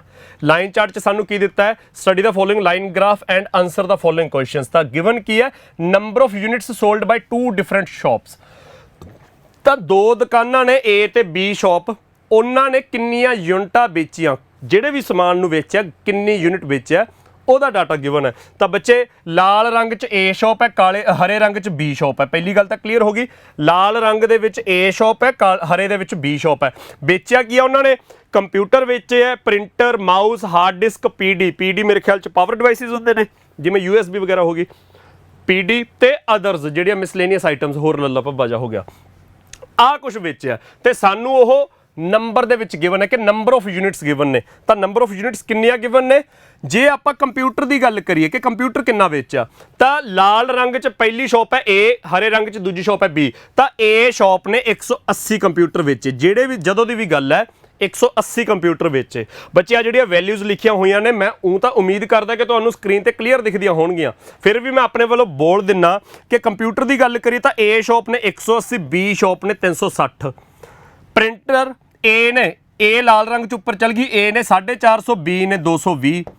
ਇਸੇ ਤਰ੍ਹਾਂ ਮਾਊਸ ਵੇਚਿਆ, A ਨੇ 370, B ਨੇ 550। ਸਾਨੂੰ ਵੈਲਿਊਜ਼ ਦਿੱਤੀਆਂ ਹੋਈਆਂ ਨੇਗੀਆਂ, ਸਾਨੂੰ ਵੈਲਿਊਜ਼ ਦਿੱਤੀਆਂ ਹੋਈਆਂ ਨੇ। ਤਾਂ ਇਹਦੇ ਵਿੱਚ ਐਗਜ਼ਾਮੀਨਰ ਕੀ ਪੁੱਛ ਸਕਦਾ ਹੈ, ਇਹਦੇ ਵਿੱਚ ਜਿਹੜੇ 5 ਕੁਐਸਚਨਾਂ ਦਾ ਸੈੱਟ ਬਣੂਗਾ, ਉਹ ਤਾਂ 5 ਕੁਐਸਚਨ ਮੈਂ ਆਪਣੇ ਵੱਲੋਂ ਕਰਵਾਊਂਗਾ। ਇਸ ਤੋਂ ਬਿਨਾਂ ਆਪਾਂ ਪਹਿਲਾਂ ਹੀ ਡਿਸਕਸ ਕਰਦੇ ਹੁੰਦੇ ਹਾਂ, ਹਰ ਜਦੋਂ ਨਵਾਂ ਸਵਾਲ ਕਰਦੇ ਆਪਾਂ ਡਿਸਕਸ ਕਰਦੇ ਹਾਂ ਵੀ ਐਗਜ਼ਾਮੀਨਰ ਕੀ ਪੁੱਛ ਸਕਦਾ। ਬੱਚੇ ਐਗਜ਼ਾਮੀਨਰ ਪੁੱਛ ਸਕਦਾ ਵੀ ਦੋਹਾਂ ਦੁਕਾਨਾਂ ਨੇ, find the average number of mouse sold by both the shops. ਦੋਹਾਂ ਦੁਕਾਨਾਂ ਨੇ ਜਿੰਨੇ ਮਾਊਸ ਵੇਚੇ ਉਹਦੀ ਐਵਰੇਜ ਕੱਢੋ। ਤਾਂ ਬੱਚੇ ਮਾਊਸ ਕਿੱਥੇ ਆ, ਤੀਜੇ ਨੰਬਰ ਤੇ। ਦੋਹਾਂ ਦੁਕਾਨਾਂ ਨੇ ਕਿੰਨੇ ਵੇਚੇ ਨੇ, A ਦੁਕਾਨ ਨੇ 370, B ਦੁਕਾਨ ਨੇ 550। ਤਾਂ ਐਡ ਕਰਕੇ 920 ਆ ਗਿਆ। ਆਪਾਂ ਐਵਰੇਜ ਕੱਢਣੀ ਹੈ ਤਾਂ ਐਵਰੇਜ ਕੀ ਆ ਜੂ, 370 + 550 ਬਟੇ 2। ਤਾਂ ਐਡ ਕਰਕੇ 920 ਬਟੇ 2 460, ਕਿਉਂਕਿ ਐਵਰੇਜ ਪੁੱਛੀ ਸੀ ਤਾਂ ਡਿਵਾਈਡ ਬਾਈ 2 ਕਰਨਾ ਪਿਆ। ਜੇ ਐਗਜ਼ਾਮੀਨਰ ਸਾਨੂੰ ਰੇਸ਼ੀਓ ਪੁੱਛੇ ਤਾਂ ਰੇਸ਼ੀਓ ਦੇ ਵਿੱਚ ਐਗਜ਼ਾਮੀਨਰ ਕਹਿ ਸਕਦਾ A ਸ਼ਾਪ ਨੇ ਜਿੰਨੇ ਕੰਪਿਊਟਰ, ਪ੍ਰਿੰਟਰ ਤੇ ਮਾਊਸ ਵੇਚੇ ਉਹਦੀ ਰੇਸ਼ੀਓ ਫਾਈਂਡ ਕਰੋ, B ਸ਼ਾਪ ਨੇ ਜਿੰਨੇ ਪ੍ਰਿੰਟਰ, ਹਾਰਡ ਡਿਸਕ ਤੇ ਅਦਰ ਆਈਟਮਸ ਵੇਚੀਆਂ। ਰੇਸ਼ੀਓ ਕੱਢ ਲਾਂਗੇ। ਜਿਹਦੀ ਰੇਸ਼ੀਓ ਐਗਜ਼ਾਮੀਨਰ ਨੇ ਪੁੱਛੀ ਹੈ, ਜਿਹੜੀ ਚੀਜ਼ ਐਗਜ਼ਾਮੀਨਰ ਪਹਿਲਾਂ ਮੈਂਸ਼ਨ ਕਰ ਰਿਹਾ ਅਸੀਂ ਉਹ ਪਹਿਲਾਂ ਲਿਖਾਂਗੇ, ਜਿਹੜੀ ਚੀਜ਼ ਐਗਜ਼ਾਮੀਨਰ ਮਗਰੋਂ ਮੈਂਸ਼ਨ ਕਰ ਰਿਹਾ ਅਸੀਂ ਉਹ ਮਗਰੋਂ ਲਿਖਾਂਗੇ। ਫਿਗਰਸ ਸਾਨੂੰ ਗਿਵਨ ਨੇ, ਕੈਲਕੂਲੇਟ ਕਰਨ ਦੀ ਤਾਂ ਲੋੜ ਹੀ ਨਹੀਂ ਹੈਗੀ, ਇਹਦੇ ਵਿੱਚ ਐਡ ਕਰਨਾ। ਜੇ ਇੱਕ ਤੋਂ ਵੱਧ ਆਈਟਮਾਂ ਬਾਰੇ ਪੁੱਛਿਆ ਤਾਂ ਐਡ ਜ਼ਰੂਰ ਕਰਨਾ ਪੈ ਜਾਊਗਾ, ਅਸੀਂ ਰੇਸ਼ੀਓ ਕੱਢ ਲਾਂਗੇ। ਤਾਂ ਕੁਝ ਇਸ ਤਰ੍ਹਾਂ ਆਪਣੇ ਕੁਐਸਚਨਸ ਹੋ ਜਾਣਗੇ। ਜੇ ਪਰਸੈਂਟੇਜ ਦੇ ਉੱਤੇ ਕੋਈ ਕੁਐਸਚਨ ਪੁੱਛਿਆ, ਪਰਸੈਂਟੇਜ ਦੇ ਉੱਤੇ ਕੁਐਸਚਨ ਕਰ ਲਾਂਗੇ। ਪਰਸੈਂਟੇਜ ਦੇ ਉੱਤੇ ਕੁਐਸਚਨ ਆਪਾਂ ਜਿਹੜੇ 5 ਕੁਐਸਚਨ ਨੇ ਮੈਂ ਉਹਨਾਂ ਦੇ ਵਿੱਚ ਕੁਐਸਚਨ ਲੈ ਕੇ ਆਇਆਗਾ ਆਪਦੇ ਵੱਲੋਂ ਬਣਾ ਕੇ, ਤਾਂ ਆਪਾਂ ਉਹ 5 ਦੇ 5 ਕੁਐਸਚਨਸ ਕਰਦੇ ਹਾਂ। ਉਹਦੇ ਵਿੱਚ ਆਪਾਂ ਨੂੰ ਆਈਡੀਆ ਜਿਹਾ ਹੋ ਜਾਊਗਾ ਵੀ ਕਿਹੋ ਜਿਹੇ ਸਵਾਲ ਬਣ ਸਕਦੇ ਨੇ, ਐਗਜ਼ਾਮਨਰ ਕੀ ਹੀ ਪੁੱਛ ਲੂਗਾ। ਆਪਾਂ ਉਹਦੀ ਪ੍ਰੈਕਟਿਸ ਕਰ ਰਹੇ ਹਾਂ। ਇਹ ਪ੍ਰੈਕਟਿਸ ਨੇ ਹੀ ਪੇਪਰ 'ਚ ਸਾਡੀ ਹੈਲਪ ਕਰਨੀ ਹੈ ਵੀ ਬੱਚੇ ਮੰਨ ਲਓ ਆਪਾਂ ਡੇਲੀ ਦੇ 10 ਕੁਐਸਚਨ ਕਰ ਰਹੇ ਹਾਂ। ਆਪਾਂ ਨੂੰ ਇੰਨੀ ਗੱਲ ਤਾਂ ਕਲੀਅਰ ਹੈ, ਆਪਣਾ ਹੁਣ ਤੱਕ ਦਾ ਜਿਹੜਾ ਤਜਰਬਾ, ਅੱਜ ਆਪਣੀ ਤੀਜੀ ਕਲਾਸ ਹੈ, 3 ਕਲਾਸਾਂ ਦੇ ਵਿੱਚ ਤੁਸੀਂ ਜਿੰਨੀ ਕੁ DI ਪੜ੍ਹੀ ਹੈ, ਜਿੰਨੀ ਕੁ ਸਿੱਖੀ ਹੈ, ਜਾਂ ਇਸ ਤੋਂ ਪਹਿਲਾਂ ਅੱਜ ਤੱਕ ਜੋ ਵੀ DI ਬਾਰੇ ਦੇਖਿਆ ਸੁਣਿਆ ਸੀਗਾ, ਇੰਨੀ ਕੁ ਗੱਲ ਕਲੀਅਰ ਹੈ। ਪਰਸੈਂਟੇਜ ਕਢਵਾ ਲੈਂਦਾ ਐਗਜ਼ਾਮੀਨਰ, ਰੇਸ਼ੀਓ ਕਢਵਾ ਲੈਂਦਾ, ਡਿਫਰੈਂਸ ਪੁੱਛ ਲੈਂਦਾ, ਜਾਂ ਸਮ ਪੁੱਛ ਲੈਂਦਾ, ਜਾਂ ਐਵਰੇਜ ਪੁੱਛ ਲੈਂਦਾ। ਇਸ ਤੋਂ ਬਿਨਾਂ ਤਾਂ ਕੁਝ ਨਹੀਂ ਪੁੱਛ ਰਿਹਾ। ਪਰਸੈਂਟ ਰੇਸ਼ੀਓ ਦੀ ਕੈਲਕੂਲੇਸ਼ਨ ਹੈ ਜਾਂ ਨਾਰਮਲ ਐਡੀਸ਼ਨ ਸਬਸਟ੍ਰੈਕਸ਼ਨ ਵਾਲੀ ਕੈਲਕੂਲੇਸ਼ਨ ਹੈ, ਇਹ ਤੋਂ ਬਿਨਾਂ ਤਾਂ ਕੁਝ ਨਹੀਂ। ਜਿਹੇ ਜਿਹੇ ਸਵਾਲ ਬਣਦੇ ਨੇ ਉਹੀ ਜਿਹੇ ਬਣਦੇ ਜਾ ਰਹੇ ਨੇ। ਤਾਂ ਬੱਚੇ ਜੇ ਆਪਾਂ ਅਗਲੇ 12 ਦਿਨ ਕਲਾਸ ਲਾਉਣੀ ਹੈ ਤੇ ਡੇਲੀ 10 ਕੁਐਸਚਨ ਕਲਾਸ 'ਚ ਕਰਦੇ ਆ, 5 ਹੋਮਵਰਕ ਮਿਲਦੇ ਆ, ਤਾਂ ਆਪਣੇ 200 ਦੇ ਕਰੀਬ ਕੁਐਸਚਨ ਹੋ ਗਏ।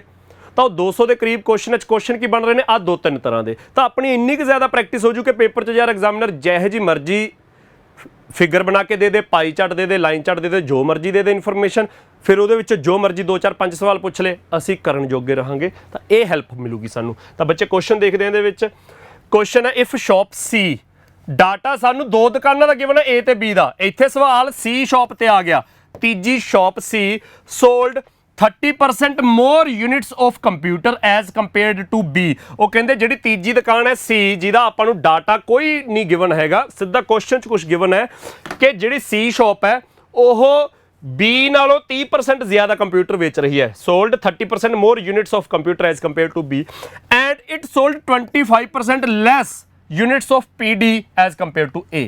ਤਾਂ ਬੱਚੇ ਜਿਹੜੀ ਸ਼ਾਪ C ਹੈ ਉਹ ਕੰਪਿਊਟਰ ਕਿੰਨੇ ਵੇਚ ਰਹੀ ਹੈ? 30% ਮੋਰ ਦੈਨ B। ਇੰਨੇ ਕੰਪਿਊਟਰ ਵੇਚ ਰਹੀ ਹੈ, ਮੈਂ ਲਿਖ ਰਿਹਾ, ਵੈਸੇ ਕੁਐਸਚਨ 'ਚ ਲਿਖਿਆ ਹੀ ਹੋਇਆ। ਤੇ PD ਕਿੰਨੇ ਵੇਚ ਰਹੀ ਹੈ? 25% ਲੈਸ ਦੈਨ A। ਤਾਂ ਬੱਚੇ ਇਹ ਐਗਜ਼ਾਮੀਨਰ ਨੇ ਸਾਨੂੰ ਕੁਐਸਚਨ 'ਚ ਦਿੱਤਾ ਹੋਇਆ ਕਿ shop C sold 30% more units of computer as compared to shop B and sold 25% less units of PD as compared to shop A. So examiner ਕਹਿੰਦਾ find the difference between the units of computer sold by shop C and the units of PD sold by shop C। ਤਾਂ ਇਹਦਾ ਆਪਾਂ ਬੱਚੇ difference find ਕਰਨਾ shop C ਦੇ ਲਈ। ਤਾਂ value ਕੱਢਣੀਆਂ ਪੈਣੀਆਂ ਨੇ ਦੋਨਾਂ ਦੀਆਂ। ਤਾਂ ਵੈਲਿਊਜ਼ ਕੀ ਆ ਜਾਣਗੀਆਂ? ਕੰਪਿਊਟਰ ਕਿੰਨਾ ਵੇਚਿਆ? B ਨਾਲੋਂ 30% ਜ਼ਿਆਦਾ। ਤਾਂ B ਦਾ ਕੰਪਿਊਟਰ ਕਿੰਨਾ ਹੈ? B ਹਰੇ ਰੰਗ 'ਚ ਹੈ। B ਦਾ ਕੰਪਿਊਟਰ ਹੈ 360। ਤਾਂ 360 ਤੋਂ 30% ਜ਼ਿਆਦਾ, 30% ਜ਼ਿਆਦਾ ਬੱਚੇ 13/10 ਬਣ ਜਾਊਗਾ। 30% ਦੀ ਫ੍ਰੈਕਸ਼ਨ, 30% ਦੀ ਫ੍ਰੈਕਸ਼ਨ ਤਾਂ 3/10 ਹੁੰਦੀ ਆ। 30% ਮੋਰ ਹੈ ਤਾਂ 13/10 ਹੋ ਗਿਆ। ਤਾਂ 0 ਨਾਲ 0 ਕੱਟਿਆ, ਇਹ ਹੋ ਗਿਆ 1378, 390, 468, 468। ਇੱਧਰ ਆ ਜਾਓ ਜੀ, 25% less than A, PD। A ਦੇ PD ਕਿੰਨੇ? A ਲਾਲ ਰੰਗ 'ਚ ਹੈ। A ਦੇ PD ਨੇ 520। 520 ਤੋਂ 25% ਘੱਟ। ਬੱਚੇ 25% ਤਾਂ ਹੁੰਦਾ 1/4, ਪਰ ਜੇ 1/4 ਘੱਟ ਹੈ ਤਾਂ 3/4 ਰਹਿ ਗਿਆ। ਤਾਂ ਇਹਦਾ 3/4 ਇਹ ਆ ਗਿਆ ਬੱਚੇ 130 × 3 390। ਤਾਂ ਡਿਫਰੈਂਸ ਕਿੰਨਾ? ਆਪਾਂ ਡਿਫਰੈਂਸ ਫਾਈਂਡ ਕਰਨਾ, ਤਾਂ ਮਤਲਬ ਮਾਈਨਸ ਕਰਨਾ। ਤਾਂ ਡਿਫਰੈਂਸ ਆ ਗਿਆ ਬੱਚੇ ਤੁਹਾਡਾ 78। ਤਾਂ ਇਸ ਕੁਐਸਚਨ ਦਾ ਆਨਸਰ ਸੈਕਿੰਡ ਆਪਸ਼ਨ 78। ਤਾਂ ਆਪਾਂ ਇੱਕੋ ਕੁਐਸਚਨ 'ਚ ਪਰਸੈਂਟੇਜ ਵੀ ਕੱਢੀ ਆ, ਪਰਸੈਂਟੇਜ ਲਾ ਕੇ ਹੀ ਕੈਲਕੂਲੇਟ ਕੀਤੇ ਨੇ ਨਾ ਇਹ ਦੋਨੇ ਵੈਲਿਊਜ਼, ਫਿਰ ਆਪਾਂ ਉਹ 'ਚ ਮਾਈਨਸ ਵੀ ਕੀਤਾ। ਤਾਂ ਇੰਨੀ ਕੁ ਕੈਲਕੂਲੇਸ਼ਨ ਇੱਕੋ ਹੀ ਕੁਐਸਚਨ 'ਚ ਹੋ ਰਹੀ ਆ। ਤਾਂ ਬੇਸਿਕਲੀ DI ਦੇ ਵਿੱਚ ਆਪਣਾ ਜਿਹੜਾ ਹੁਣ ਤੱਕ ਦਾ ਤਜਰਬਾ ਹੈ, ਅੱਜ ਆਪਣੀ ਤੀਜੀ ਕਲਾਸ ਆ, ਤਾਂ ਬੇਸਿਕਲੀ ਕੈਲਕੂਲੇਸ਼ਨ ਤੇ ਖੇਡ ਰਹੇ ਆ। ਕੈਲਕੂਲੇਸ਼ਨ ਕਿੰਨੇ ਕੁ ਤਰ੍ਹਾਂ ਦੀ ਹੋ ਸਕਦੀ ਹੈ, ਐਗਜ਼ਾਮੀਨਰ ਕਿਹੋ ਜਿਹੀ ਕਹਾਣੀ ਬਣਾ ਸਕਦਾ ਕੁਐਸਚਨ ਪੁੱਛਣ ਵੇਲੇ, ਉਹ ਅਸੀਂ ਦੇਖ ਰਹੇ ਹਾਂ। ਉਹ ਅਸੀਂ ਬੇਸਿਕਲੀ ਪ੍ਰੈਕਟਿਸ ਕਰ ਰਹੇ ਹਾਂ। ਜਿਹੜਾ ਮੈਂ ਤੁਹਾਨੂੰ ਦੱਸ ਰਿਹਾ ਕਿ ਐਗਜ਼ਾਮੀਨਰ ਫਲਾਣੀਆਂ ਚੀਜ਼ਾਂ ਪੁੱਛ ਸਕਦਾ, ਇਹੋ ਜਿਹੀਆਂ ਕਹਾਣੀਆਂ ਬਣਾ ਸਕਦਾ, ਤਾਂ ਉਹ ਮੇਰੇ ਦੱਸਣ ਦੀ ਜ਼ਿੰਮੇਵਾਰੀ ਹੈ। ਫਿਰ ਆਪਾਂ ਉਹਨਾਂ ਦੀ ਕੈਲਕੂਲੇਸ਼ਨ ਕਿਵੇਂ ਕਰਨੀ ਹੈ, ਉਹ ਮੇਰੀ ਜ਼ਿੰਮੇਵਾਰੀ ਹੈ ਦੱਸਣ ਦੀ। ਉਹਦੀ ਤੁਸੀਂ ਪ੍ਰੈਕਟਿਸ ਚੰਗੀ ਤਰ੍ਹਾਂ ਕਰਨੀ ਹੈ, ਇਹ ਤੁਹਾਡੇ ਐਂਡ ਤੇ ਆ। ਤਾਂ ਬੱਚੇ ਸਮਝ ਆ ਗਿਆ? ਤਾਂ ਜਿੰਨੇ ਸਟੂਡੈਂਟਸ ਬੈਠੇ ਨੇ, ਮਤਲਬ ਜਿੰਨੇ ਵੀ ਸਟੂਡੈਂਟਸ ਲਾਈਵ ਬੈਠੇ ਦੇਖ ਰਹੇ ਨੇ, ਸੈਸ਼ਨ ਨੂੰ ਯਾਰ ਲਾਈਕ ਸ਼ੇਅਰ ਕਰਦੇ ਜਾਇਆ ਕਰੋ। ਆ ਦੂਜੀ ਤੀਜੀ ਕੁ ਵਾਰ ਕਹਿ ਰਿਹਾ ਮੈਂ, ਤੀਜੀ ਚੌਥੀ ਇੱਕ ਅੱਧੀ ਵਾਰ ਹੋਰ ਕਹਿ ਦੂੰਗਾ। ਅੱਗੇ ਦੇਖੋ, ਅਗਲੇ ਕੁਐਸਚਨ 'ਚ ਐਗਜ਼ਾਮੀਨਰ ਕੀ ਪੁੱਛ ਰਿਹਾ? ਸਿੰਪਲ ਰੇਸ਼ੀਓ ਪੁੱਛ ਰਿਹਾ। ਕਾਦੀ ratio? Find the ratio of computer, printer and mouse sold by A। ਕਿਹਦੇ ਨਾਲ? Printer, hard disk and PD sold by B। Examiner ਕਹਿੰਦਾ ਰੇਸ਼ੀਓ ਫਾਈਂਡ ਕਰੋ। ਕਿਹਦੀ ਰੇਸ਼ੀਓ ਫਾਈਂਡ ਕਰੋ? A ਦੁਕਾਨ ਤੋਂ ਜਿੰਨੇ ਕੰਪਿਊਟਰ ਪ੍ਰਿੰਟਰ ਪਲੱਸ ਮਾਊਸ ਵੇਚੇ ਗਏ ਉਹਦੀ ਰੇਸ਼ੋ ਫਾਈਂਡ ਕਰੋ ਜਿੰਨੇ B ਦੁਕਾਨ ਤੋਂ ਪ੍ਰਿੰਟਰ ਹਾਰਡ ਡਿਸਕ ਤੇ PD ਵੇਚੇ ਗਏ। ਤਾਂ A ਦੁਕਾਨ ਤੋਂ ਦੇਖੋ ਕੰਪਿਊਟਰ ਪ੍ਰਿੰਟਰ ਮਾਊਸ, A ਦੁਕਾਨ ਤੋਂ ਕੰਪਿਊਟਰ, A ਲਾਲ ਰੰਗ 'ਚ ਕੰਪਿਊਟਰ ਪ੍ਰਿੰਟਰ ਮਾਊਸ। ਤਾਂ ਬੱਚੇ ਇਹ ਵੈਲਿਊਜ਼ ਜੇ ਤਾਂ ਦਿਖ ਰਹੀਆਂ ਨੇ ਤਾਂ 180 450 370 ਹੈ, ਜੇ ਨਹੀਂ ਦਿਖ ਰਹੀ ਹੈ ਤਾਂ ਮੈਂ ਦੱਸ ਦੇਣਾ 180 ਕੰਪਿਊਟਰ 450 ਪ੍ਰਿੰਟਰ ਤੇ 370 ਮਾਊਸ ਵੇਚੇ ਗਏ A ਦੁਕਾਨ ਤੋਂ। ਫਿਰ B ਦੁਕਾਨ ਤੋਂ ਪ੍ਰਿੰਟਰ, B ਦੁਕਾਨ ਦੇ ਪ੍ਰਿੰਟਰ 220, ਹਾਰਡ ਡਿਸਕ 180 ਤੇ PD 750। ਤਾਂ ਇਹ ਬਣ ਗਿਆ ਬੱਚੇ 220, ਹਾਰਡ ਡਿਸਕ ਕਿੰਨੀ ਹੈ 180 ਤੇ PD ਕਿੰਨਾ 750। ਤਾਂ ਬੱਚੇ ਆਪਾਂ ਜਿਹੜੀ ਰੇਸ਼ੋ ਫਾਈਂਡ ਕਰਨੀ ਉਹਦੇ ਲਈ ਤਿੰਨਾਂ ਨੂੰ ਐਡ ਕਰੋ। ਐਡ ਕੀਤਾ ਤਾਂ ਇਹ ਆ ਗਿਆ 4 3 7 8 820 900 1000। ਇਹ ਆ ਗਿਆ ਬੱਚੇ 1000। A ਦੁਕਾਨ ਤੋਂ ਜਿਹੜੇ ਕੰਪਿਊਟਰ ਪ੍ਰਿੰਟਰ ਤੇ ਮਾਊਸ ਵੇਚੇ ਗਏ ਉਹ ਤਿੰਨਾਂ ਵੈਲਿਊਜ਼ ਨੂੰ ਐਡ ਕਰਕੇ ਆਇਆ 1000। ਤੇ B ਦੁਕਾਨ ਤੋਂ ਜਿਹੜੇ ਪ੍ਰਿੰਟਰ ਹਾਰਡ ਡਿਸਕ ਤੇ PD ਵੇਚੇ ਗਏ ਉਹ ਵੈਲਿਊਜ਼ ਨੂੰ ਆ ਗਿਆ ਐਡ ਕਰਕੇ 4 7 11 1150। ਤਾਂ ਬੱਚੇ 0 ਨਾਲ 0 ਕੈਂਸਲ, 5 ਦੇ ਟੇਬਲ 'ਚ 20, 5 ਦੇ ਟੇਬਲ 'ਚ 23। ਤਾਂ ਰੇਸ਼ੋ ਕਿੰਨੀ ਆ ਗਈ ਤੁਹਾਡੀ 20:23। ਤਾਂ ਇਸ ਕੁਐਸਚਨ ਦਾ ਆਨਸਰ ਆ ਗਿਆ ਤੁਹਾਡਾ ਸੈਕੰਡ ਆਪਸ਼ਨ 20:23। ਰੇਸ਼ੋ ਕੱਢਣੀ ਸੀ, ਕਾਦੀ ਰੇਸ਼ੋ ਕੱਢਣੀ ਸੀ? ਜੋ ਐਗਜ਼ਾਮੀਨਰ ਪਹਿਲਾਂ ਮੈਂਸ਼ਨ ਕਰ ਰਿਹਾ ਉਹ ਤੁਸੀਂ ਪਹਿਲਾਂ ਲਿਖ ਦਿਓ, ਜੋ ਐਗਜ਼ਾਮੀਨਰ ਮਗਰੋਂ ਮੈਂਸ਼ਨ ਕਰ ਰਹੇ ਹੋ ਤੁਸੀਂ ਮਗਰੋਂ ਲਿਖ ਦਿਓ। ਰੇਸ਼ੋ ਬੜੇ ਆਰਾਮ ਨਾਲ ਸਾਨੂੰ ਕੱਢਣੀ ਆਉਂਦੀ ਹੈ। ਤਾਂ ਐਗਜ਼ਾਮੀਨਰ ਇਹੋ ਜਿਹਾ ਕੁਝ ਹੀ ਪੁੱਛ ਰਿਹਾ ਹੈਗਾ। ਅੱਗੇ ਦੇਖੋ ਬੱਚੇ ਥੋੜੇ ਜਿਹੇ ਟਿਪੀਕਲ ਕੁਐਸਚਨ ਵੀ ਪੁੱਛੇ ਜਾਣਗੇ ਇੱਕ ਦੋ। ਐਗਜ਼ਾਮੀਨਰ ਕਹਿੰਦਾ the number of computers and hard disk together sold by B ਦੁਕਾਨ ਤੋਂ ਕੰਪਿਊਟਰ ਤੇ ਹਾਰਡ ਡਿਸਕ ਇਕੱਠੇ ਜਿੰਨੇ ਵੇਚੇ ਗਏ ਆਰ ਵਟ % ਲੈਸ। ਆ ਗਿਆ ਜੀ ਉਹੀ ਕੁਐਸਚਨ ਜਿਹੜਾ ਮੈਂ ਬਾਰ-ਬਾਰ ਜ਼ੋਰ ਦੇ ਕੇ ਕਹਿ ਰਿਹਾ ਸੀਗਾ। Are what % less than the number of PD sold by same shop. B ਦੁਕਾਨ ਦੀ ਹੀ ਗੱਲ ਹੋ ਰਹੀ ਹੈ। ਐਗਜ਼ਾਮੀਨਰ ਕਹਿੰਦਾ B ਦੁਕਾਨ ਤੋਂ ਕੰਪਿਊਟਰ ਤੇ ਹਾਰਡ ਡਿਸਕ ਜਿੰਨੇ ਵੇਚੇ ਗਏ ਉਹ ਕਿੰਨੇ % ਘੱਟ ਨੇ? ਆਰ ਵਟ % ਲੈਸ ਦੈਨ ਉਸੇ ਦੁਕਾਨ ਤੋਂ ਜਿੰਨੇ PD ਵੇਚੇ ਗਏ। ਤਾਂ B ਦੁਕਾਨ ਹਰੇ ਰੰਗ 'ਚ ਹੈ। Computer 360, hard disk 180, PD 750। ਤਾਂ 360 ਤੇ 180 ਇਹ ਆ ਗਿਆ ਤੇ 750 PD ਆ ਗਿਆ। ਤਾਂ ਐਗਜ਼ਾਮੀਨਰ ਕਹਿੰਦਾ ਇਹਨੂੰ ਐਡ ਕਰਾਂਗੇ ਬੱਚੇ 540 ਬਣ ਗਿਆ। ਐਗਜ਼ਾਮੀਨਰ ਸਾਨੂੰ ਸਿੰਪਲ ਕੀ ਕਹਿ ਰਿਹਾ ਕਿ ਜਿਹੜਾ ਇਹ ਨੰਬਰ 540 ਹੈ ਇਜ਼ ਵਟ % ਲੈਸ ਦੈਨ 750। ਤਾਂ 540 ਇਜ਼ ਵਟ % ਲੈਸ ਦੈਨ 750 ਮਤਲਬ ਪਰਸੈਂਟੇਜ ਨੂੰ ਗੋਲੀ ਮਾਰੋ, ਸਾਨੂੰ ਨਹੀਂ ਚਾਹੀਦੀ ਪਰਸੈਂਟੇਜ। ਤੁਸੀਂ ਵੈਸੇ ਦੱਸੋ 540 750 ਤੋਂ ਕਿੰਨਾ ਘੱਟ ਹੈ? ਤਾਂ ਬੱਚੇ 210 ਘੱਟ ਹੈ। ਪਰਸੈਂਟੇਜ ਕੱਢਣੀ ਹੈ ਤਾਂ ਕੰਪੈਰੀਜ਼ਨ ਕਿਹਦੇ ਨਾਲ? 750 ਤੋਂ ਦੇਖ ਰਹੇ ਹਾਂ ਤਾਂ 750 ਦੇ ਨਾਲ ਕੰਪੈਰੀਜ਼ਨ ਤੇ ਪਰਸੈਂਟੇਜ ਕੱਢਣ ਲਈ ਮਲਟੀਪਲਾਈ 100 ਕਰਦੇ ਹੁੰਦੇ ਆ। 0 ਨਾਲ 0 ਕੱਟੀ ਗਈ ਬੱਚੇ। 3 ਦੇ ਟੇਬਲ 'ਚ ਉੱਪਰ 7, ਥੱਲੇ 3 ਦੇ ਟੇਬਲ 'ਚ 25, 25 ਤੇ 100 ਆ ਗਿਆ 4, 7 × 4 ਤੁਹਾਡਾ ਆਨਸਰ ਆ ਗਿਆ 28%। ਤਾਂ ਇਸ ਕੁਐਸਚਨ ਦਾ ਆਨਸਰ ਤੁਹਾਡਾ ਕਿੰਨਾ ਆ ਗਿਆ 28% ਡੀ ਆਪਸ਼ਨ। ਤਾਂ ਕਲੀਅਰ ਹੈ ਬੱਚੇ ਸਾਰਿਆਂ ਨੂੰ? ਜਿਹੜੇ ਸਟੂਡੈਂਟਸ ਨੂੰ ਜੋ ਡਾਊਟਸ ਹੋਣਗੇ ਆ ਜਿਹੜੀ ਆਪਣੀ YouTube ਤੇ ਵੀਡੀਓ ਚੱਲ ਰਹੀ ਹੈ ਲਾਈਵ ਵੀਡੀਓ ਦੇ ਕਮੈਂਟ ਸੈਕਸ਼ਨ 'ਚ ਵੀ ਤੁਸੀਂ ਕਮੈਂਟ ਕਰ ਸਕਦੇ ਹੋ। ਅਦਰਵਾਈਜ਼ ਜਿਹੜੀ ਵੀਡੀਓ ਹੈ ਅਪਲੋਡ ਹੋ ਜੂ ਉਹਦੇ ਕਮੈਂਟ ਸੈਕਸ਼ਨ 'ਚ ਕਮੈਂਟ ਕਰ ਦਿਆ ਕਰੋ। ਮੈਂ ਅਗਲੇ ਸਮੇਂ 'ਚ ਉਹ ਕਮੈਂਟਸ ਦੇਖ ਕੇ ਅਗਲੀ ਕਲਾਸ 'ਚ ਤੁਹਾਡੇ ਕੰਸਰਨਸ ਨੇ ਜਿਹੜੇ ਉਹ ਐਡਰੈਸ ਕਰ ਦੂੰਗਾ। ਮੈਂ ਜਿਹੜਾ ਹੋਮਵਰਕ ਕੱਲ ਦੀ ਮੰਗਲਵਾਰ ਦੀ ਕਲਾਸ 'ਚ ਵੀ ਹੋਮਵਰਕ ਦਿੱਤਾ ਸੀ, ਅੱਜ ਦੀ ਕਲਾਸ 'ਚ ਵੀ ਹੋਮਵਰਕ ਦਊਂਗਾ। ਹਮੇਸ਼ਾ ਹਰ ਕਲਾਸ 'ਚ ਘੰਟਾ ਪੜ੍ਹ ਕੇ ਅਖੀਰ ਤੇ ਹੋਮਵਰਕ ਦਿਆ ਕਰੂੰਗਾ। ਉਹ ਹੋਮਵਰਕ ਟੈਲੀਗ੍ਰਾਮ ਚੈਨਲ ਤੇ ਵੀ ਚੱਲ ਜਾਇਆ ਕਰੂਗਾ। ਅਦਰਵਾਈਜ਼ ਮੈਂ ਇੱਥੇ ਮਤਲਬ ਸਕਰੀਨ ਤੇ ਵੀ ਦਿਖਾ ਦਿਆ ਕਰੂੰ। ਚੱਲਦੀ ਕਲਾਸ ਦੇ ਵਿੱਚ ਤੁਹਾਨੂੰ ਸਕਰੀਨਸ਼ਾਟ ਲੈਣ ਦਾ ਮੌਕਾ ਮਿਲ ਜੂਗਾ ਤਾਂ ਕਿ ਤੁਸੀਂ ਜਲਦੀ ਤੋਂ ਜਲਦੀ ਕਰਕੇ ਇੱਥੇ ਕਮੈਂਟ ਸੈਕਸ਼ਨ 'ਚ ਕਮੈਂਟ ਕਰ ਦਿਓ ਕਿਆ ਤੁਹਾਡੇ ਆਨਸਰਸ ਨੇ। ਮੈਂ ਉਹ ਕਮੈਂਟਸ ਬਹੁਤ ਸੀਰੀਅਸਲੀ ਪੜ੍ਹਿਆ ਕਰੂੰਗਾ ਕਿ ਭਾਈ ਜੇ ਕਿਸੇ ਬੱਚੇ ਨੂੰ ਇੱਕ ਅੱਧੇ ਬੱਚੇ ਨੂੰ ਡਾਊਟ ਆਉ ਤਾਂ ਚਲੋ ਦੇਖ ਲੂਗਾ। ਜੇ ਮੈਜੋਰਿਟੀ ਕਲਾਸ ਨੂੰ ਕਿਸੇ ਕੁਐਸਚਨ 'ਚ ਡਾਊਟ ਆਉ ਕੁਐਸਚਨ ਪੂਰੇ ਦਾ ਪੂਰਾ ਕਲਾਸ 'ਚ ਕਰਵਾਉਣਾ ਅੱਗੇ ਜਾ ਕੇ ਮੈਂ। ਤਾਂ ਇਹੋ ਜਿਹਾ ਕੁਝ ਦੇਖਣ ਦਾ ਮਤਲਬ ਵੀ ਮੈਂ ਧਿਆਨ ਰੱਖੂੰਗਾ। ਤਾਂ ਅਗਲਾ ਕੁਐਸਚਨ ਦੇਖੋ ਬੱਚੇ ਇਹਦੇ ਵਿੱਚ। ਅਗਲਾ ਕੁਐਸਚਨ ਕੀ ਹੈ? Find the difference between. Difference find ਕਰਨਾ ਹੈ ਕਾਹਦਾ? The average units of computer and hard disk sold by A। ਉਹ ਕਹਿੰਦੇ ਆਪਾਂ ਡਿਫਰੈਂਸ ਫਾਈਂਡ ਕਰਨਾ। ਕਿਹਦਾ ਡਿਫਰੈਂਸ ਫਾਈਂਡ ਕਰਨਾ ਹੈ? A ਦੁਕਾਨ ਤੋਂ average number of computer and hard disc. ਤਾਂ ਕੰਪਿਊਟਰ ਤੇ ਹਾਰਡ ਡਿਸਕ ਦੀ ਐਵਰੇਜ ਕੱਢਣੀ ਹੈ A ਦੁਕਾਨ ਤੋਂ। ਉਹਦਾ ਡਿਫਰੈਂਸ ਕਿਹਦੇ ਨਾਲ ਦੱਸਣਾ? To the total number of units of printer and PD sold by B। ਤਾਂ ਉਹਦਾ ਬੱਚੇ ਆਪਾਂ ਡਿਫਰੈਂਸ ਦੱਸਣਾ B ਦੁਕਾਨ ਤੋਂ ਪ੍ਰਿੰਟਰ ਤੇ PD ਜਿਹੜੇ ਵੇਚੇ ਗਏ। ਤਾਂ ਬੱਚੇ A ਦੁਕਾਨ ਤੋਂ ਤਾਂ ਆਪਾਂ ਦੱਸਣਾ ਹੈ ਕੰਪਿਊਟਰ ਤੇ ਹਾਰਡ ਡਿਸਕ ਦੀ ਐਵਰੇਜ। ਐਵਰੇਜ ਮਤਲਬ ਡਿਵਾਈਡ ਬਾਈ 2। ਤੇ B ਦੁਕਾਨ ਤੋਂ ਆਪਾਂ ਦੱਸਣਾ ਹੈ ਪ੍ਰਿੰਟਰ ਤੇ PD ਜਿਹੜੇ ਵੇਚੇ ਗਏ। ਬੱਚੇ ਕਾਪੀ ਪੈਨ ਬੰਦ ਕਰਕੇ ਇੱਕ ਗੱਲ ਸੁਣ ਲਓ, ए दुकान तो कंप्यूटर ते हार्ड डिस्क की तो एग्जामिनर ने एवरेज कही है, बी दुकान तो एवरेज नहीं कही, बी दुकान तो total number of units of printer and PD के है। तो इधर तो एवरेज कड्डांगे, उधर नहीं एवरेज कड्डनी आपां। ये इस क्वेश्चन च ध्यान देने वाली गल है, किते इधर भी दोहां दी एवरेज कड्डो, उधर भी दोहां दी एवरेज कड्ड लो, वो गलत हो जाऊगा। तो बच्चे उधर नहीं एवरेज कड्डनी। ए दुकान वाले पासे average number of computer and hard disk क्या है, बी दुकान वाले पासे total number of printer and PD क्या है। सो यह इंपॉर्टेंट चीज़ है इस क्वेश्चन च देखने वाली। तो देखो जी, ए दुकान दे कंप्यूटर ते हार्ड डिस्क, ए लाल रंग च दुकान कंप्यूटर ते हार्ड डिस्क, ये हो गया 180 ते 420, 180 ते 420 600 हो गया। तो 600 बटे 2 करके एवरेज आ गई 300। ਇਹਦਾ ਆਪਾਂ डिफरेंस दसना प्रिंटर ते पीडी ਦੇ ਨਾਲ। बी ਦੇ प्रिंटर किन्ने है 220, पीडी किन्ने है 750। तो 750 ते 220 हो गया 970। तो इधर बच्चे 970 ही रखियो।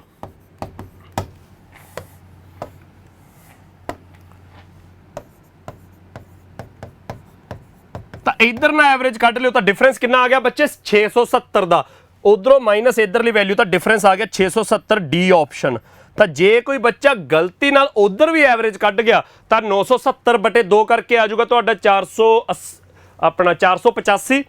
ये 485 आ जाना सी। 300 ते 485 का डिफरेंस 185, 185 भी मैं ऑप्शन लेके आया सीगा। सो जे कुछ बच्चे इत्थे गलती कर गए कि उधर भी एवरेज कटती तो डिफरेंस 185 का आ जाऊगा, वो मैं ऑप्शन लेके आया। सो इस करके इस चीज़ का ध्यान रखना है।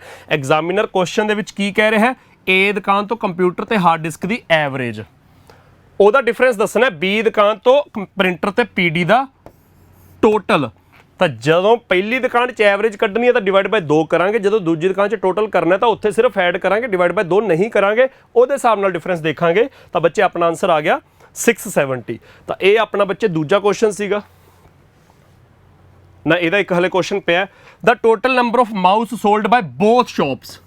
ਉਹ ਕਹਿੰਦਾ ਦੋਨਾਂ ਦੁਕਾਨਾਂ ਤੋਂ ਜਿੰਨੇ ਮਾਊਸ ਵੇਚੇ ਗਏ are what percent of total number of units of other items. Other items मतलब माउस तो बिना बाकी सारे नहीं, इनू अदर कहा गया। एग्जामिनर कहता दोनों दुकानों तो जिन्ने माउस वेचे गए, इत्थे आर की थां ते इज आऊगा। थोड़ी जी अंग्रेजी भी पढ़ा देना मैं तुहानू, क्योंकि माउस की गल नहीं हो रही, नंबर की गल हो रही है। टोटल नंबर सिंगुलर है तो नंबर करके इज आऊगा उत्थे। तो total number of mouse sold by both shops is what percent of total number of units of other items sold by both the shops। ਤਾਂ ਦੋਹਾਂ ਦੁਕਾਨਾਂ ਤੋਂ ਮਾਊਸ ਕਿੰਨੇ ਵੇਚੇ ਗਏ ਬੱਚੇ 920।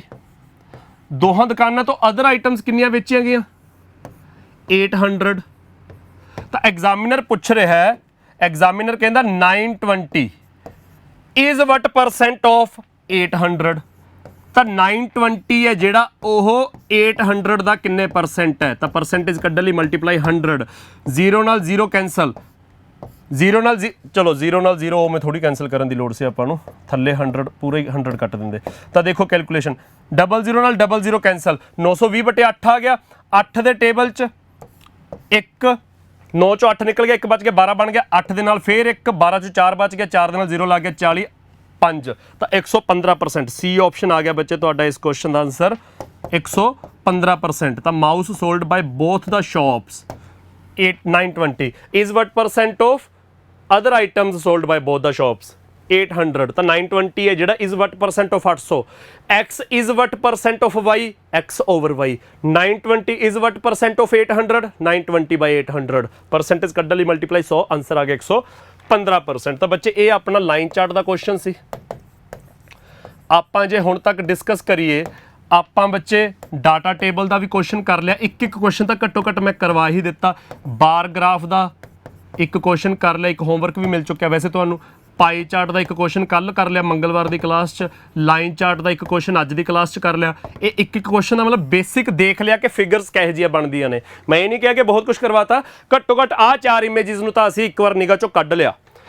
मिक्स चार्ट मैं तुहानूं कहा सी कि नवां कुछ नहीं हुंदा मिक्स चार्ट दे विच। मिक्स चार्ट इन्हां चारां तो ही बनिया हुंदा है। जदों एक क्वेश्चन दे विच थोड़ी जी वध इन्फॉर्मेशन देनी है एग्जामिनर ने, तो वह एक पाई चार्ट दे नाल एक डाटा टेबल बना दूगा, या एक बार ग्राफ दे नाल एक पाई चार्ट बना दूगा। मतलब जदों थोड़ी जी वध इन्फॉर्मेशन देनी है, 2 इमेजिज बना दूँ तो उन्होंने मिक्स चार्ट कहते हैं। तो बच्चे मिक्स चार्ट का एक सिंपल जिहा क्वेश्चन अज मैं तुहानूं होमवर्क दे रहा।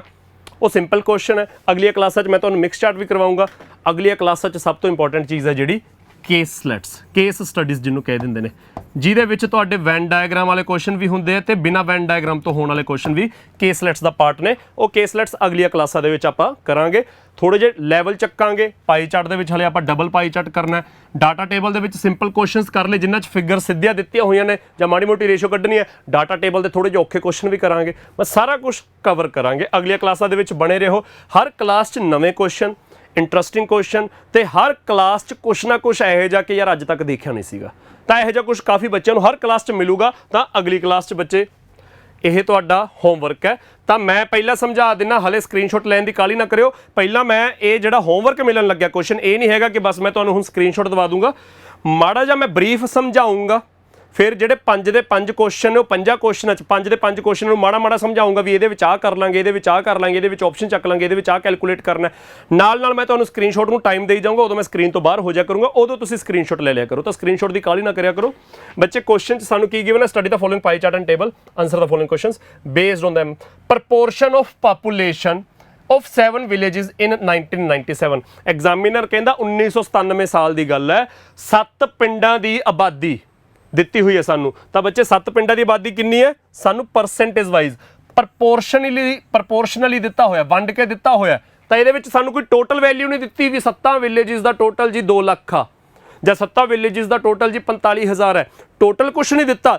7 ਪਿੰਡਾਂ ਦੀ ਆਬਾਦੀ ਪਰਸੈਂਟੇਜ ਵਾਈਜ਼ ਦੇਤੀ ਕਿ ਜੇ 7 ਪਿੰਡਾਂ ਦੀ ਟੋਟਲ ਪਾਪੂਲੇਸ਼ਨ ਆਪਾਂ 100 ਮੰਨ ਲਈਏ, ਮੈਂ 100% ਦੀ ਥਾਂ ਤੇ 100 ਲਿਖ ਰਿਹਾ, ਤਾਂ ਉਹ 100 ਦੇ ਵਿੱਚੋਂ 16 ਲੋਕ ਆਰ 'ਚ ਰਹਿੰਦੇ ਨੇ, 16% ਮਤਲਬ 100 ਚੋਂ 16, 11 ਐਸ 'ਚ ਰਹਿੰਦੇ ਨੇ, 21 ਟੀ 'ਚ ਰਹਿੰਦੇ ਨੇ, 10 ਵੀ 'ਚ ਰਹਿੰਦੇ ਨੇ, 16 ਐਕਸ ਦੇ ਵਿੱਚ ਰਹਿੰਦੇ ਨੇ, 15 ਵਾਈ 'ਚ ਰਹਿੰਦੇ ਨੇ, 11 ਜ਼ੈਡ 'ਚ ਰਹਿੰਦੇ ਨੇ। ਤਾਂ ਬੱਚੇ ਆਰ ਤੋਂ ਲੈ ਕੇ ਜ਼ੈਡ ਤੱਕ ਕਿਵੇਂ ਹੈ? ਆਰ ਐਸ ਟੀ, ਫਿਰ ਯੂ ਨਹੀਂ ਹੈਗਾ, ਵੀ ਡਬਲਿਊ ਵੀ ਨਹੀਂ ਹੈਗਾ, ਐਕਸ ਵਾਈ ਜ਼ੈਡ। ਤਾਂ ਇਹ ਧਿਆਨ ਨਾਲ ਦੇਖਣਾ ਕਿਹੜੇ ਕਿਹੜੇ ਅਲਫਾਬੈਟਸ ਨੇ, ਪਿੰਡਾਂ ਦੇ ਨਾਮ ਜਿਹੜੇ ਜਿਹੜੇ ਅਲਫਾਬੈਟਸ ਤੋਂ ਰੱਖੇ ਗਏ ਨੇ। ਆਰ ਐਸ ਟੀ, ਫਿਰ ਵੀ, ਫਿਰ ਐਕਸ ਵਾਈ ਜ਼ੈਡ। ਇਹ 7 ਪਿੰਡ ਨੇ। ਉਹਨਾਂ ਦੇ ਵਿੱਚ ਸਾਨੂੰ ਪਰਸੈਂਟੇਜ ਵਾਈਜ਼ ਦੱਸਤਾ ਕਿ ਕਿੰਨੀ ਆਬਾਦੀ ਹੈ। ਫਿਰ ਇਹਨਾਂ 7 ਪਿੰਡਾਂ ਦੇ ਵਿੱਚ ਬੱਚੇ ਸਾਨੂੰ ਇੱਕ ਡਾਟਾ ਟੇਬਲ ਬਣਾ ਕੇ ਦਿੱਤਾ ਹੋਇਆ ਡਾਟਾ ਕਿ ਉਹਨਾਂ 7 ਪਿੰਡਾਂ ਦੇ ਵਿੱਚ ਪਾਪੂਲੇਸ਼ਨ ਬਿਲੋ ਪੋਵਰਟੀ ਲਾਈਨ 7। ਇਹ ਤਾਂ ਟੋਟਲ ਪਾਪੂਲੇਸ਼ਨ ਹੈ, ਸਿਰਫ ਪਰਸੈਂਟੇਜ ਦੇ ਵਿੱਚ ਦਿੱਤੀ ਹੈ। ਟੋਟਲ ਨਹੀਂ ਕੱਢ ਸਕਦੇ ਕਿਉਂਕਿ ਟੋਟਲ ਨਹੀਂ ਦਿੱਤਾ 7 ਪਿੰਡਾਂ ਦਾ। ਆਪਾਂ ਪਰਸੈਂਟੇਜ ਦੇ ਵਿੱਚ ਉਹਨੂੰ 100% ਜਾਂ ਇਕੱਲਾ 100 ਲਿਖ ਸਕਦੇ ਹਾਂ, ਐਕਚੁਅਲ ਨੰਬਰ ਨਹੀਂ ਦਿੱਤਾ। ਉਹਨਾਂ 'ਚ ਜਿੰਨੀ ਵੀ ਆਬਾਦੀ ਹੈ ਉਹਦੇ ਵਿੱਚੋਂ BPL ਕਿੰਨੇ ਹੈ, ਬਿਲੋ ਪੋਵਰਟੀ ਲਾਈਨ ਕਿੰਨੇ ਹੈ। ਤਾਂ ਬੱਚੇ ਇੱਥੇ ਆਰਡਰ ਚੇਂਜ ਹੈ। ਇੱਥੇ ਆਰਡਰ ਧਿਆਨ ਨਾਲ ਦੇਖੋ, RST ਵਾਲਾ ਆਰਡਰ ਨਹੀਂ ਹੈਗਾ ਇੱਥੇ, XYZ RSTV। ਤਾਂ ਆਹ ਆਰਡਰ ਧਿਆਨ ਨਾਲ ਦੇਖਣਾ। ਜੇ ਇੱਥੇ ਪਹਿਲੇ ਨੰਬਰ ਤੇ R ਹੈ ਤਾਂ ਇੱਥੇ ਪਹਿਲਾ R ਹੀ ਨਾ ਮੰਨ ਲਓ ਕਿ R ਦਾ 38% BPL ਆ ਗਿਆ, R ਇੱਥੇ ਪਿਆ 51% ਤੇ। ਤਾਂ ਆਹ ਕੁਐਸਚਨ ਦੇ ਵਿੱਚ ਆਹ ਚੀਜ਼ ਉਲਝਾਊਗੀ ਤੁਹਾਨੂੰ। ਇੱਥੇ ਆਰਡਰ ਅਲੱਗ ਹੈ, ਇੱਥੇ ਆਰਡਰ ਅਲੱਗ ਹੈ। ਤਾਂ R ਦੇ ਵਿੱਚ ਜਿੰਨੀ ਵੀ ਆਬਾਦੀ ਹੈ ਉਹ 16% ਹੈ, ਤਾਂ 16 ਮੰਨ ਲਓ, ਉਹਦੇ ਵਿੱਚੋਂ 51% ਲੋਕ BPL ਨੇ। ਐਸ ਦੇ ਵਿੱਚ ਟੋਟਲ ਆਬਾਦੀ 11% ਹੈ, ਤਾਂ ਉਹਨੂੰ 11 ਮੰਨ ਲਓ, ਤਾਂ ਉਹਦੇ ਵਿੱਚੋਂ 49% BPL ਨੇ। ਤਾਂ ਕਿੰਨੇ ਬਣੇ ਟੋਟਲ ਆਬਾਦੀ? ਐਸ ਦੀ ਗੱਲ ਹੋ ਰਹੀ ਹੈ, ਐਸ ਦੀ ਟੋਟਲ ਆਬਾਦੀ 11, ਜੇ BPL ਫਾਈਂਡ ਕਰਨਾ ਤਾਂ 11 ਦਾ 49%, 49/100 ਜਾਂ ਕੱਲਾ 49% ਵੀ ਲਿਖ ਸਕਦੇ ਹੋ। ਇੱਥੇ ਪਰਸੈਂਟੇਜ ਦੀ ਲੋੜ ਨਹੀਂ, ਇੱਥੇ ਟੋਟਲ ਆਬਾਦੀ 11, 16, 11, 15, 16, 10, 21 ਲਿਖ ਸਕਦੇ ਹਾਂ ਆਪਾਂ। ਉਹ 49% ਹੋਊ, 51%, 42%, 52%, 38%, ਉਹ ਉਸ ਤਰ੍ਹਾਂ ਹੋਊਗੀ। ਤਾਂ ਬੱਚੇ ਇਹਦਾ ਸਕਰੀਨਸ਼ਾਟ ਲਓ। ਹੁਣ ਮੈਂ ਸਕਰੀਨ ਰਬ ਕਰਦਾ, ਤਾਂ ਮੈਂ ਸਕਰੀਨ ਤੋਂ ਸਾਈਡ ਤੇ ਹੋ ਗਿਆ। 3 ਸਕਿੰਟ ਨੇ ਸਾਰੇ ਕੋਲ, ਸਕਰੀਨਸ਼ਾਟ ਲਓ ਜੀ ਇਹਦਾ। ਇਹ ਹਲੇ ਇਨਫੋਰਮੇਸ਼ਨ ਦਾ ਜਿਹੜਾ ਟੇਬਲ ਤੁਹਾਨੂੰ ਦਿੱਤਾ ਹੋਇਆ ਚਾਰਟ ਦੇ ਨਾਲ ਟੇਬਲ ਬਣਾ ਕੇ, ਉਹਦਾ ਸਕਰੀਨਸ਼ਾਟ ਹੈ। ਫਿਰ ਮੈਂ ਕੱਲਾ ਕੁਐਸਚਨ ਦਿਖਾਉਣਾ, ਹਰ ਇੱਕ ਕੁਐਸਚਨ ਸਮਝਾਉਂਦਾ ਜਾਊਂਗਾ, ਨਾਲ ਮੈਂ ਤੁਹਾਨੂੰ ਉਹਦਾ ਸਕਰੀਨਸ਼ਾਟ ਦਵਾ ਦੂੰਗਾ। ਤਾਂ ਬੱਚੇ ਟੇਬਲ ਉੱਪਰੋਂ ਮੈਂ ਬਣਾਤਾ। ਕੁਐਸਚਨ ਹੈ find the population of village S. S ਦੀ ਪਾਪੂਲੇਸ਼ਨ ਫਾਈਂਡ ਕਰਨੀ ਹੈ ਤੇ ਗਿਵਨ ਕੀ ਹੈ? If the population of X below poverty line is 12,160। ਤਾਂ ਐਗਜ਼ਾਮੀਨਰ ਕਹਿੰਦਾ ਜੇ ਐਕਸ ਦੀ ਬਿਲੋ ਪੋਵਰਟੀ ਲਾਈਨ ਪਾਪੂਲੇਸ਼ਨ 12,160 ਹੈ ਤਾਂ ਐਸ ਦੀ ਟੋਟਲ ਪਾਪੂਲੇਸ਼ਨ ਦੱਸੋ ਜੀ ਕਿੰਨੀ ਹੋਊਗੀ। ਤਾਂ ਬੱਚੇ ਇਸ ਕੁਐਸਚਨ ਨੂੰ ਤੁਸੀਂ ਕਿਵੇਂ ਸੋਲਵ ਕਰਨਾ ਹੈ? ਐਕਸ ਦੀ ਟੋਟਲ 16, 16 ਦੇ ਵਿੱਚ ਆਪਾਂ ਨੂੰ x ਦੀ ਟੋਟਲ ਨਹੀਂ ਦਿੱਤੀ, ਬਿਲੋ ਪਾਵਰਟੀ ਲਾਈਨ ਦਿੱਤੀ ਹੈ, ਤਾਂ 16 ਦਾ 38% ਦਿੱਤਾ ਹੋਇਆ। 16 ਦਾ 38% 12160 ਹੈ ਤੇ ਐਗਜ਼ਾਮੀਨਰ ਕਹਿੰਦਾ s ਦੀ ਟੋਟਲ ਦੱਸੋ। s ਦੀ ਟੋਟਲ ਮਤਲਬ 11 ਫਾਈਂਡ ਕਰਨਾ ਹੈ। ਤਾਂ ਯਾਰ ਹੋਰ ਕੁਝ ਕਰਨ ਦੀ ਲੋੜ ਨਹੀਂ, s ਦੀ ਟੋਟਲ ਪਾਪੂਲੇਸ਼ਨ ਫਾਈਂਡ ਕਰਨੀ ਹੈ। s ਦੀ ਟੋਟਲ ਪਾਪੂਲੇਸ਼ਨ ਪਰਸੈਂਟੇਜ ਚ ਕਿੰਨੀ ਹੈ? 11%। ਤਾਂ 11% ਦਾ ਹੋਰ ਸਾਨੂੰ ਕੁਝ ਪਤਾ ਹੋਵੇ ਨਾ ਪਤਾ ਹੋਵੇ, ਇਹਨਾਂ ਦਾ ਪਤਾ ਕਿ 11 ਦਾ ਮਲਟੀਪਲ ਹੋਊਗਾ, ਤਾਂ ਇੱਕੋ ਹੀ ਆਪਸ਼ਨ 11 ਦਾ ਮਲਟੀਪਲ ਹੈ 22000। ਤਾਂ ਇੱਥੇ ਬੱਚੇ ਕੁਝ ਵੀ ਕਰਨ ਦੀ ਲੋੜ ਨਹੀਂ ਹੈਗੀ, 22000 ਆਨਸਰ ਸਾਹਮਣੇ ਪਿਆ। ਬਟ ਸਟਿਲ ਤੁਸੀਂ ਸਕਰੀਨਸ਼ਾਟ ਲੈ ਲਓ, ਮੈਂ ਸਕਰੀਨ ਰਬ ਕਰਤੀ, ਸਕਰੀਨਸ਼ਾਟ ਲਓ ਜੀ। ਇਹ ਤੁਹਾਡਾ ਪਹਿਲਾ ਕੁਐਸਚਨ ਹੈ। ਇਸ ਤੋਂ ਪਹਿਲਾਂ ਤੁਸੀਂ ਜਿਹੜੀ ਇਨਫੋਰਮੇਸ਼ਨ ਗਿਵਨ ਸੀ, ਟੇਬਲ ਬਣਿਆ ਹੋਇਆ ਸੀ ਪਾਈ ਚਾਰਟ ਦੇ ਨਾਲ, ਡਾਟਾ ਟੇਬਲ ਬਣਿਆ, ਉਹਦਾ ਸਕਰੀਨਸ਼ਾਟ ਲੈ ਲਿਆ। ਫਿਰ ਆ ਪਹਿਲਾ ਕੁਐਸਚਨ ਇਹਦਾ ਨਾਲ ਦੀ ਨਾਲ ਪਤਾ ਲੱਗ ਗਿਆ। ਅਗਲਾ ਕੁਐਸਚਨ, ਰੇਸ਼ੀਓ ਫਾਈਂਡ ਕਰਨੀ ਹੈ ਕਾਹਦੀ? Population of village T below poverty line to Z below poverty line. ਤਾਂ T ਦੀ ਬਿਲੋ ਪਾਵਰਟੀ ਲਾਈਨ ਤੇ Z ਦੀ ਬਿਲੋ ਪਾਵਰਟੀ ਲਾਈਨ ਦੀ ਪਾਪੂਲੇਸ਼ਨ ਫਾਈਂਡ ਕਰਨੀ ਹੈ। ਤਾਂ ਬੱਚੇ T ਦਾ ਟੋਟਲ ਆਪਣੇ ਆਪ 'ਚ 21 ਮੰਨ ਲਓ। ਤਾਂ 21 ਦਾ ਬਿਲੋ ਪਾਵਰਟੀ ਲਾਈਨ ਕੀ ਹੈ? 21 ਦਾ ਬਿਲੋ ਪਾਵਰਟੀ ਲਾਈਨ ਹੈ 46%। ਇਹ ਤਾਂ ਆ ਗਈ T। Z ਦਾ ਬਿਲੋ ਪਾਵਰਟੀ ਲਾਈਨ, Z ਦਾ ਟੋਟਲ ਕੀ ਹੈ? 11। 11 ਦਾ ਬਿਲੋ ਪਾਵਰਟੀ ਲਾਈਨ ਕੀ ਹੈ? 38%। Z ਆਹੀ ਨਾ, Z ਆ ਸੀ 42%।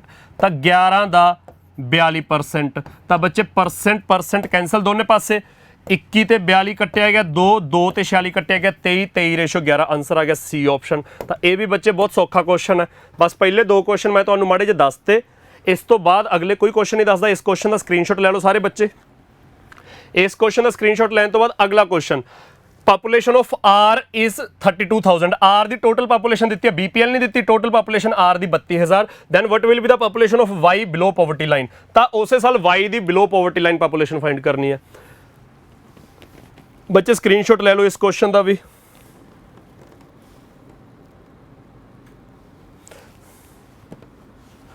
ਅਗਲਾ ਕੁਐਸਚਨ ਦੇਖੋ ਜੀ, ਇਫ ਇਨ 1998, ਬੱਚੇ ਇਹ ਜਿਹੜਾ ਡਾਟਾ ਸੀਗਾ ਇਹ ਮੈਂ ਤੁਹਾਨੂੰ ਵਾਪਸ ਜਾ ਕੇ ਦਿਖਾ ਦਿੰਨਾ।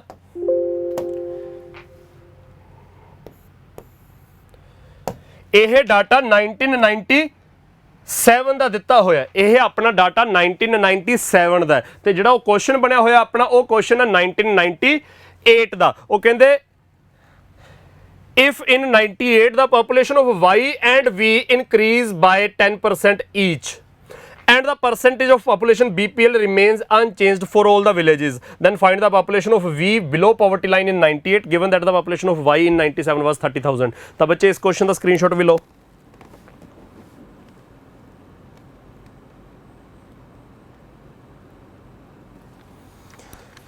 ਇਸ ਤੋਂ ਬਾਅਦ ਬੱਚੇ ਆਖਰੀ ਕੁਐਸਚਨ ਹੈ ਮੇਰੇ ਖਿਆਲ 'ਚ ਤੁਹਾਡਾ, ਦਾ population of Y increased by 10% for the next 2 successive years. ਉਹ ਕਹਿੰਦੇ Y ਦੀ ਪਾਪੂਲੇਸ਼ਨ ਅਗਲੇ 2 ਸਾਲ ਲਈ 10% ਇਨਕਰੀਜ਼ ਹੋਈ। Find the population of R for the year 1999 if, okay R ਨਹੀਂ ਹੋਣਾ ਸੀ, ਇੱਥੇ Y ਹੋਣਾ ਸੀ।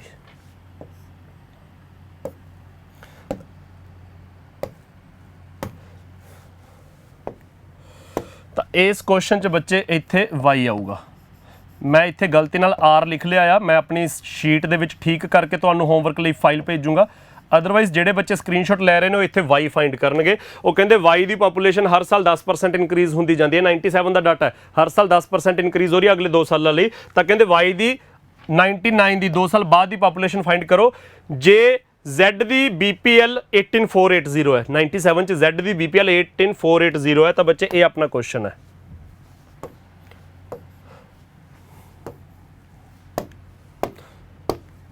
ਇਹਦਾ ਸਕਰੀਨਸ਼ਾਟ ਲੈਣ ਲੱਗਿਆ ਬੱਚੇ, ਇੱਥੇ Y ਫਾਈਂਡ ਕਰਨਾ ਤੁਸੀਂ।